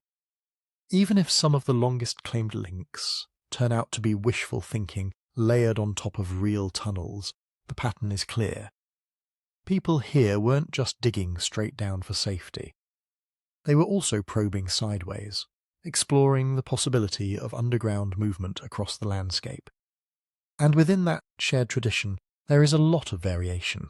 Derinkuyu feels like a vertical machine. It's roughly 18 levels stacked down toward 85 metres. Narrow, steep stairways, vertical ventilation shafts, choke points, giant stone doors that can seal off entire levels. You sense a design priority of defence and controlled circulation. It reads like a fortress first, everything else second. Kaimakli, by contrast, spreads. Visitors often describe it as more horizontal, more sprawling. Rooms cluster around a series of main corridors that branch and loop. Horse. Many spaces are relatively broad rather than tall, better suited for daily work and storage than for funneling defenders into a narrow kill zone. There are stables, wine presses, storage areas, and living rooms in abundance, but the feeling is less of a high-rise bunker and more of a low, dense warren. Both have ventilation shafts, both have rolling stone doors, both have chapels, food processing spaces, and evidence of prolonged occupation. Yet their personalities are different, tailored to slightly different emphases. One leaning more toward deep, defensible refuge, the other toward extensive underground domestic and economic space. Now multiply that variation by hundreds of sites. Some Cappadocian underground complexes are just a few shallow levels with big stables near the entrance, clearly geared toward short-term shelter for people and animals during storms or brief threats. Others are rabbit, warren tangles of rooms and narrow tubes, more like labyrinths than houses. Many were extended, repurposed, and modified over centuries. Early Hellenistic storage caves torn deeper in Roman times, then retrofitted with Byzantine chapels and security features. Derinkuyu sits within that spectrum as one of the most extreme expressions of what this landscape can do, but not as an isolated anomaly. It's mystery. Why it's so deep, who organised such a massive excavation, how it was coordinated and maintained, belongs to a larger mystery about Cappadocia as a system. How an entire region converged, slowly and experimentally, on the idea that safety, food, faith, and memory could all be layered underground. How people learned not just to hide in the rock, but to think with it. Which brings us back to the question that hangs over every level and every tunnel. What, exactly, was all of this protecting them from? If you only look at the architecture, it's tempting to imagine one single nightmare scenario that explains everything. Some vast invading army, some apocalyptic war, some once-in-a-millennium persecution that drove people underground and kept them there for months at a time. One cause, one solution. Dig an 18-story refuge. Seal the doors, wait it out. History is rarely that tidy. When you line up what we actually know about Cappadocia across the last 3,000 years or so, you don't see one disaster. You see categories of danger that keep repeating in different costumes. The first is raiding. This part of central Anatolia sat between richer, poor, more heavily populated regions. The great agricultural basins to the west, the routes toward Syria and Mesopotamia to the southeast, the steppe worlds beyond the Black Sea to the north. Armies, caravans, and nomadic groups all moved through, and wherever you get valuable flow, you get people willing to take it by force. You don't need a formal war for that. Small mounted bands, seasonal raiders, opportunistic neighbours. Any of them could sweep through a valley, grab animals, grain, and prisoners, and be gone in a day. For that kind of threat, an underground complex isn't a doomsday bunker. It's a way to deny the raider what they came for. You hear a warning horn, or you see smoke from the next village. People move fast. Animals are herded down into the stables near the entrance. Granaries that usually serve as cool, dry storage become the entire food supply. The big stone door is rolled across the main access point. Smaller choke points are sealed behind it. If the raiders crest the ridge, what do they see? A mostly empty town, maybe a few token buildings left to loot. Not much grain in the visible storerooms, very few animals in the open. The real wealth, people, livestock, seed grain, tools, is now behind rock. Then there's wartime disruption. Cappadocia spent centuries as someone's frontier, Achaemenid Persian satrapy, Hellenistic kingdom, Roman client state, Byzantine theme. Each of those political layers brought tax collectors, soldiers, and sometimes large, organized campaigns. In late Roman and Byzantine times, this whole region also lay on or near the fault line between Christian polities to the west and various powers to the east and south, Sasanian Persians, later Arab and Turkish forces. Big wars tend to move in waves. Before the main army even arrives, you can have foraging parties stripping the countryside, auxiliary troops living off the land, deserters and bandits looking for easy targets. After a battle, you can have defeated soldiers scattering through rural districts, desperate and armed. An underground city is an answer to that kind of drawn-out instability. If a campaign is passing through over weeks or months, you might not be hiding from a single moment of catastrophe so much as shaving the top off the danger curve. Families might sleep below on nights when rumours are bad. Valuable animals might be kept in underground stables for an entire campaigning season. Work above ground continues in small bursts. Fields still need tending, but the community's centre of gravity shifts downward whenever things feel uncertain. The third category is local violence. You don't need imperial armies or foreign raiders to make a refuge useful. Feuds, banditry, disputes over water and pasture. Even plain old crime could make having a defensible fallback space attractive. If you have a rock-cut entrance that can be sealed from the inside by a few adults, you suddenly have a place where the vulnerable, children, elders, the injured, can be held safe while whatever is happening above plays out. Layered onto all of that is persecution.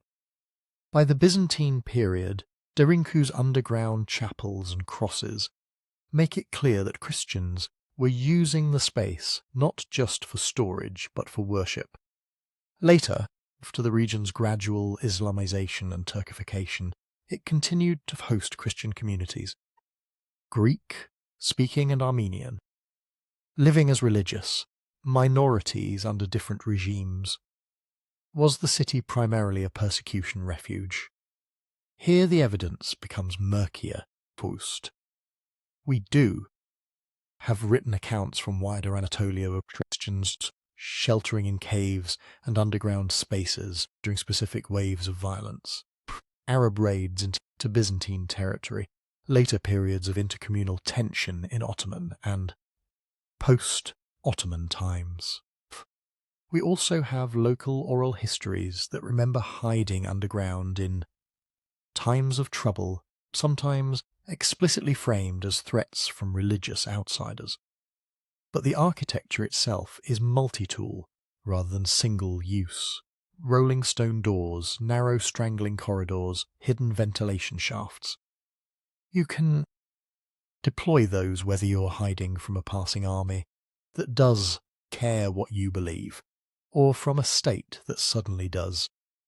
The existence of chapels and religious symbols tells us about who used the space during certain centuries.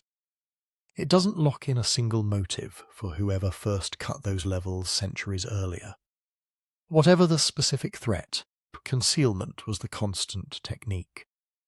Derinkuyu's main entrances are not giant, obvious, monumental gates. They are modest doorways tucked into courtyards and houses.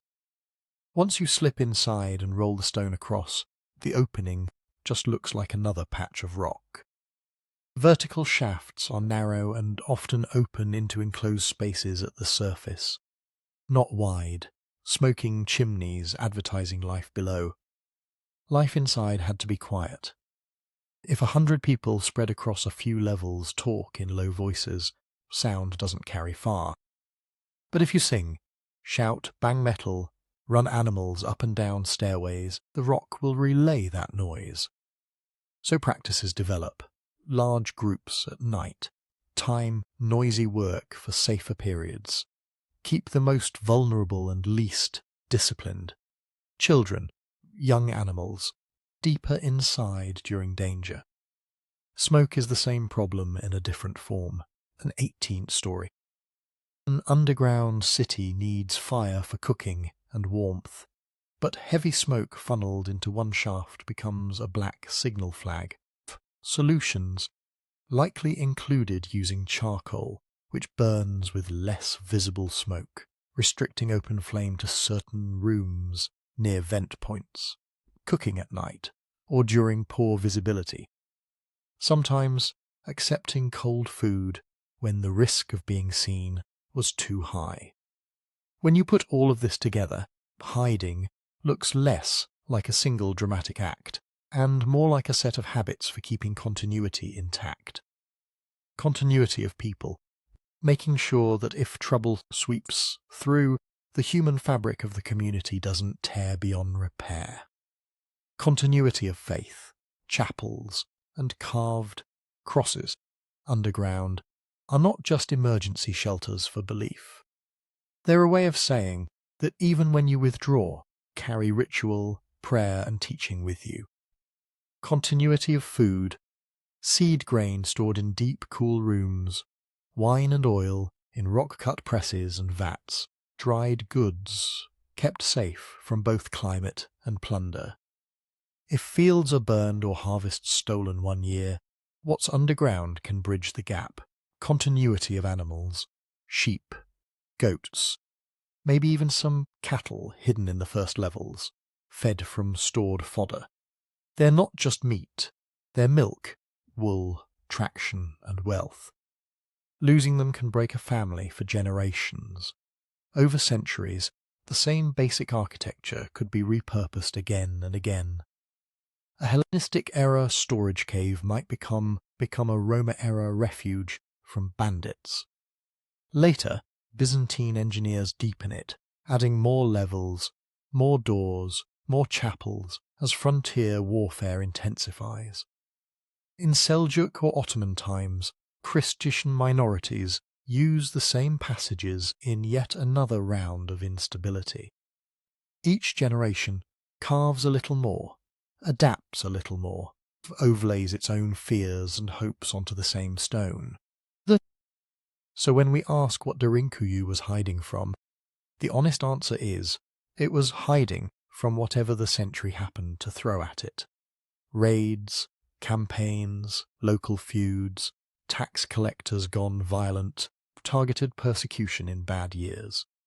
All of those fit the evidence. None of them, alone, exhaust it. The city's genius is that it didn't need a single, perfect enemy to justify its existence. It was a flexible refuge system, ready to meet different dangers in different eras, always with the same underlying goal.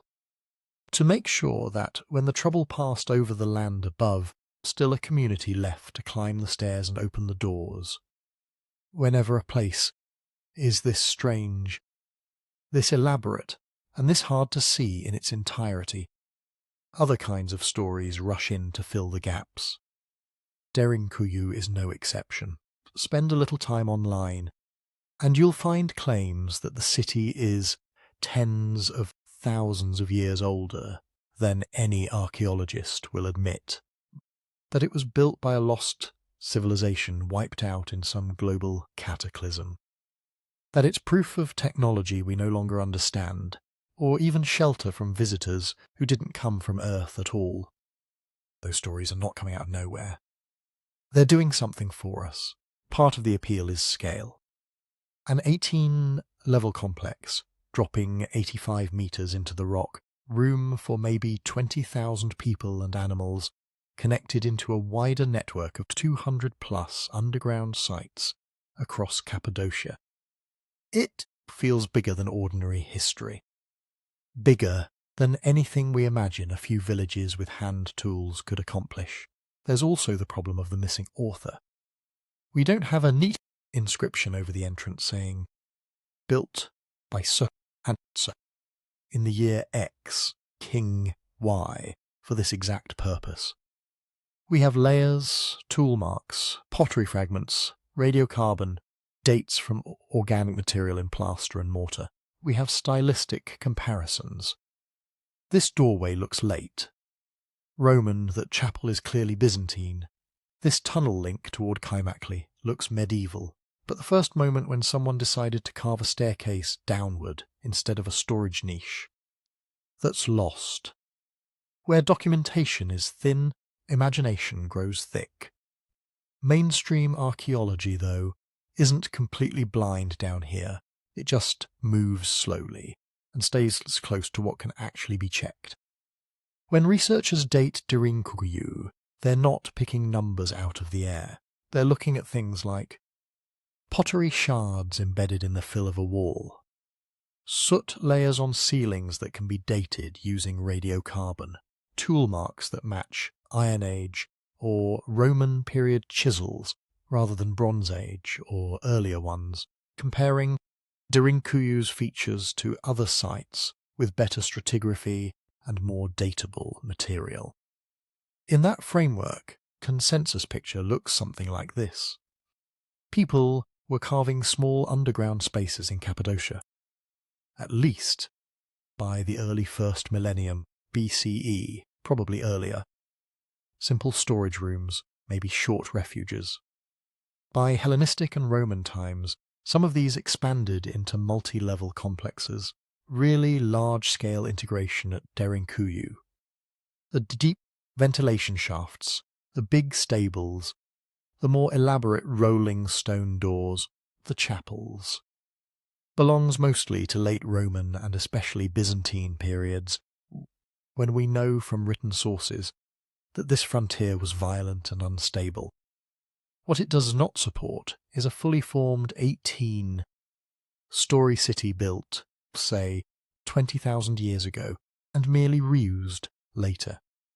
There's no diagnostic Paleolithic or early Holocene material in primary construction layers, tools from that era. No consistent pattern of extremely ancient radiocarbon dates buried in the original fabric of the city. That doesn't mean humans weren't in Cappadocia that early.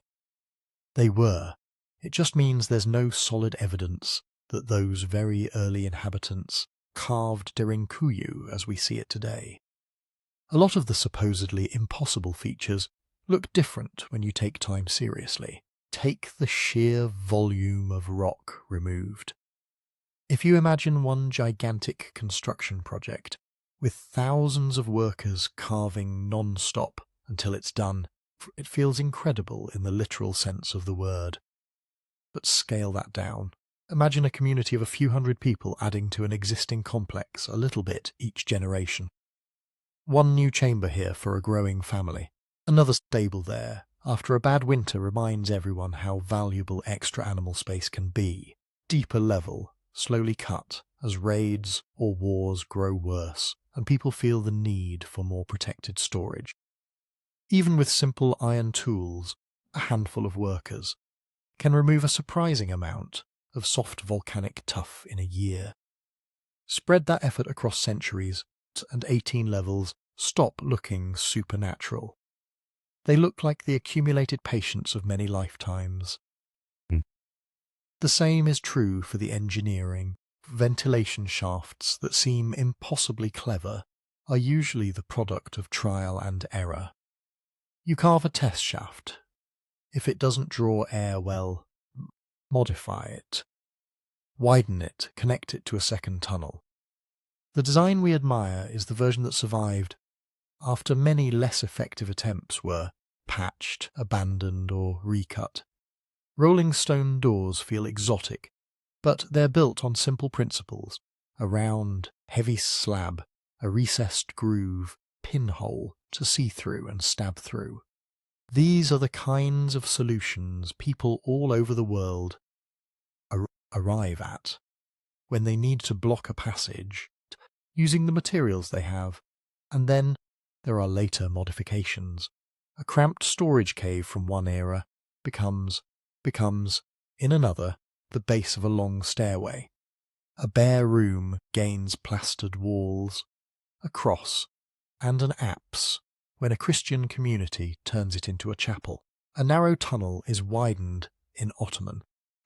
times when people with different tools and different needs come through.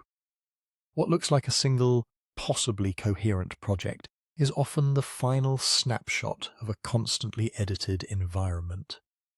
This doesn't mean we have all the answers, or that archaeology is a finished book. It isn't. There are still real mysteries underground. There are side passages at Derinkuyu that remain only partially explored. There are deeper levels that may hold earlier phases of use, art, questions about how exactly the labour was organised, how far the tunnel networks truly run between towns, how common simultaneous occupation was across the 200-plus underground sites in the region. Enjoying those mysteries responsibly means holding two thoughts at once. First, we don't know everything. There may be surprises in the next excavation season, or the next generation of dating techniques that shift details of the story we're telling now. Second, not knowing everything does not mean that any story is equally likely. When someone claims that Derinkuyu is 50,000 years old and built with technologies we can't reproduce, the burden is on that claim to bring evidence at least as strong as the evidence we have for a more recent incremental origin. So far, it hasn't. You can still feel the pull of the other stories. They're part of how we process awe. A lost civilization, strange devices in the dark, people hiding from incomprehensible forces. That's our narrative brain trying to match the scale of the structure with the scale of drama. Once you've walked through the evidence, an older, quieter wonder emerges. Even if Derinkuyu is only a few millennia old, represents an extraordinary level of planning and patience. Generations willing to spend precious time they could have spent on fields, trade, or building above ground, chiseling away in the dark, for dangers that might not come this year, or next, or even in their lifetimes. Vanished super civilization is required to make that impressive. Ordinary people did this. Farmers, shepherds, stonemasons, priests. They looked at unstable centuries and decided that one answer was to push downward to hollow safety out of the earth. One swing of the hammer at a time. In some ways, that's a more demanding story than any about lost technology. It asks us to imagine not one moment of spectacular genius, but thousands of small, stubborn decisions made without certainty in flickering light. Stay with that image for a moment. A line of workers on a half-finished stairway, air cool and thin, passing baskets of stone up toward the surface. Someone above lowering a lamp. Someone below chipping at an outline that will, if they do it right, become a doorway. Their grandchildren will trust with their lives. This, more than any fringe theory, is the core mystery Derinkuyu offers, that human beings, with simple tools and complicated fears, can reshape the very ground they stand on to keep a future alive they will never see. From here, we can go back to the evidence, to what we can actually say with some confidence about who began this project, and how far back its roots really go. There are a few things about Derinkuyu that sit on relatively solid ground. We know it stepped back into the light in 1963, when a man renovating his house knocked through a wall and found not just a forgotten room, but the upper edge of a buried city. Since then, surveys and excavations have mapped out roughly 18 levels of passages, chambers and shafts, plunging about 85 metres down. Not all of those levels are open to the public, and not all are equally well understood, but the broad shape is clear. We can point to major features with some confidence. Long stairways connecting tier after tier, deep ventilation shafts that kept air, moving through dense clusters of rooms. Wells and cisterns, some carefully walled off so that water stayed safe even if the surface was compromised. Stables for animals, storage rooms, wineries, kitchens, communal spaces and chapels that speak to shared ritual life in the dark. Massive rolling stone doors that could, in the right moment, turn open corridors into dead ends. We can also say that this was not the frozen achievement of one generation. Tool marks, architectural styles, datable material all point to a multi-phase history. Small underground spaces in Cappadocia appear by at least the early 1st millennium BCE, perhaps earlier. Over time, some of those modest refuges and storage caves were expanded, linked, recut. By late Roman and especially Byzantine periods, Derinkuyu had become a deep integrated complex plugged into a regional network of more than 200 underground sites. Some with known tunnel links, like the one toward Kaimakli. So when we talk about who built Derinkuyu, the most defensible answer is many different communities over many centuries, each adding, repairing, repurposing in response to the needs and fears of their own time. The leading scenarios all share that layered timeline. One emphasizes gradual deepening. Iron Age or early classical people start with simple cellars and bolt holes. Hellenistic and Roman communities enlarge them. Byzantine, frontier populations facing raids and religious conflict drive the complex down to its impressive depth. Another picture shifts the emphasis slightly earlier, imagining substantial pre-Roman carving. Perhaps in late Iron Age or early Persian period Cappadocia, which Byzantine groups later inherit and systematize. What they have in common is that none requires a single mastermind civilization. They see Derinkuyu as an evolving solution, habit of going underground that stretched across political regimes and religious changes, accumulating into the 18-story city we see now. Then there are the parts, still in shadow. We do not yet have a firm date for the very first stairway, the moment when someone went beyond a storage niche and committed to living space below. The earliest phases are buried under centuries of reworking, deeper until carefully controlled excavations are done, and until more datable material turns up. Earliest excavation will remain a range, not a clean number. We also don't fully understand occupancy patterns. Was Derinkuyu ever filled close to its estimated capacity of 20,000 people plus livestock? Or was that theoretical, a maximum for extreme crisis? Were most levels used only episodically, for short periods during raids, daily life centered above ground? How often were multiple underground cities in the region occupied at the same time, forming a true hidden network, rather than isolated refuges? Specific trigger events are hazier still. We can link broad waves of expansion to known periods of instability. Arab-Byzantine conflicts, later Turkic raids, local feuds, heavy taxation, even harsh winters and banditry. But matching a particular rolling stone door, or a new chapel, to a named campaign in a chronicle is mostly beyond us. There are also literal unanswered questions behind closed rock. Some side tunnels remain blocked or unsafe to enter.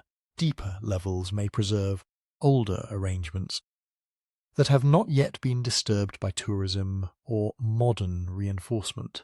Before we head into the final stretch of this story, a quick note. If you'd like to wander through more long, quiet histories like this one, there's a book version available at sleepytimehistory.com. And for this week, there's a small discount there for listeners. No rush, just something to explore if this kind of slow archaeology helps you drift. Standing back, The mix of knowns and unknowns at Derinkuyu is not a flaw in the story. It's part of its power. The confirmed pieces. The rediscovery in 1963, the 18 levels down to 85 metres. The wells and chapels and rolling doors, the long, layered construction history, give us enough to see real people at work. Ordinary tools, ordinary fears, extraordinary persistence, gaps invite a different kind of attention. They remind us that history is not a finished map, but an active investigation. Some of the most interesting truths may still be waiting behind a wall we haven't yet knocked through, or in a soot layer we haven't yet dated. Woots, and they nudge us toward a quieter kind of wonder. Not the certainty of a single dramatic answer, but the patience to live with partial light, to let Derinkuyu be, at the same time, a well-studied Byzantine refuge, a palimpsest of older efforts, a place where some questions are still content to sit in the dark. We'll stay with that feeling a little longer, think about what it means. For us up here, to know that deep below, in the cooled heart of an old volcano, a city still waits with more secrets than certainties. So let's come back one last time to that first moment. A man in 1963, in a house in Cappadocia, breaks through a wall. Dust, stone, a hidden space. But the remarkable part is what came after, not a small cellar, not a forgotten room. A vertical world, descending through roughly 18 levels to about 85 metres, air moving through ancient shafts, water pulled from deep wells, and passageways that keep unfolding into more rooms, more chambers, more questions. Derinkuyu holds us because it shows what people will do when they decide not to surrender. It isn't just the engineering, that alone is quietly astonishing. Those ventilation shafts cut with enough foresight that air can still circulate today, protected. So that even if enemies poisoned the surface, families below could drink. Rolling stone doors carved so precisely that a few people could seal off passages against an army. All of this multiplied and adjusted over centuries without modern surveying equipment or machine power. Just hand tools, patience, a collective memory that knew where to dig, where to stop, and how not to bring the whole thing down on their heads. But the real gravity of Derinkuyu is social.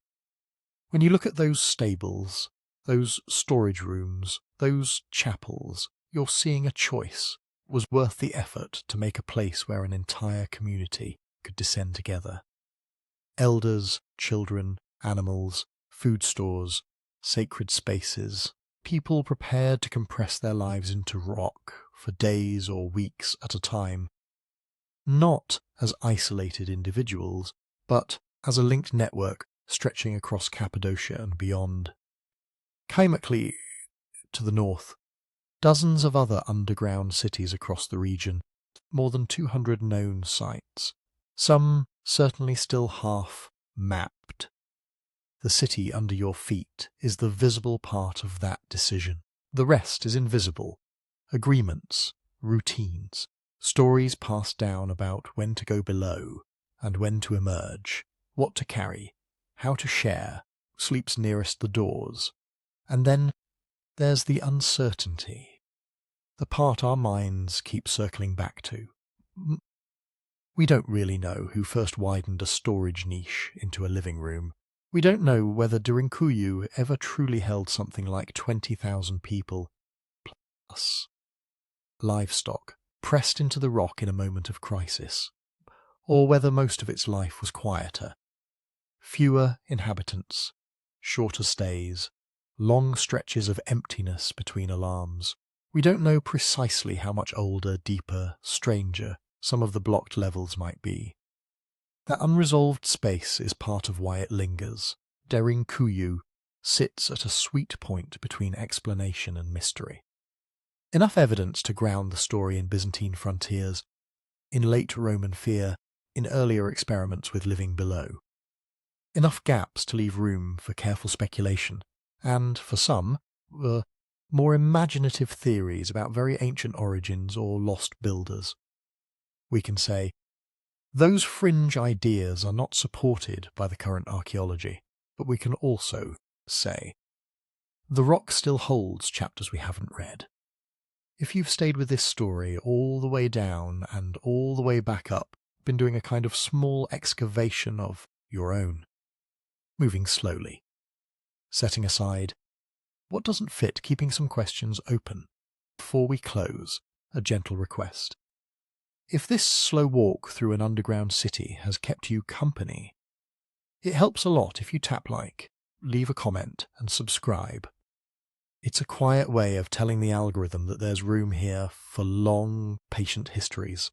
And if you feel like sharing a little more, I'd love to know where you're listening from and what time it is for you right now.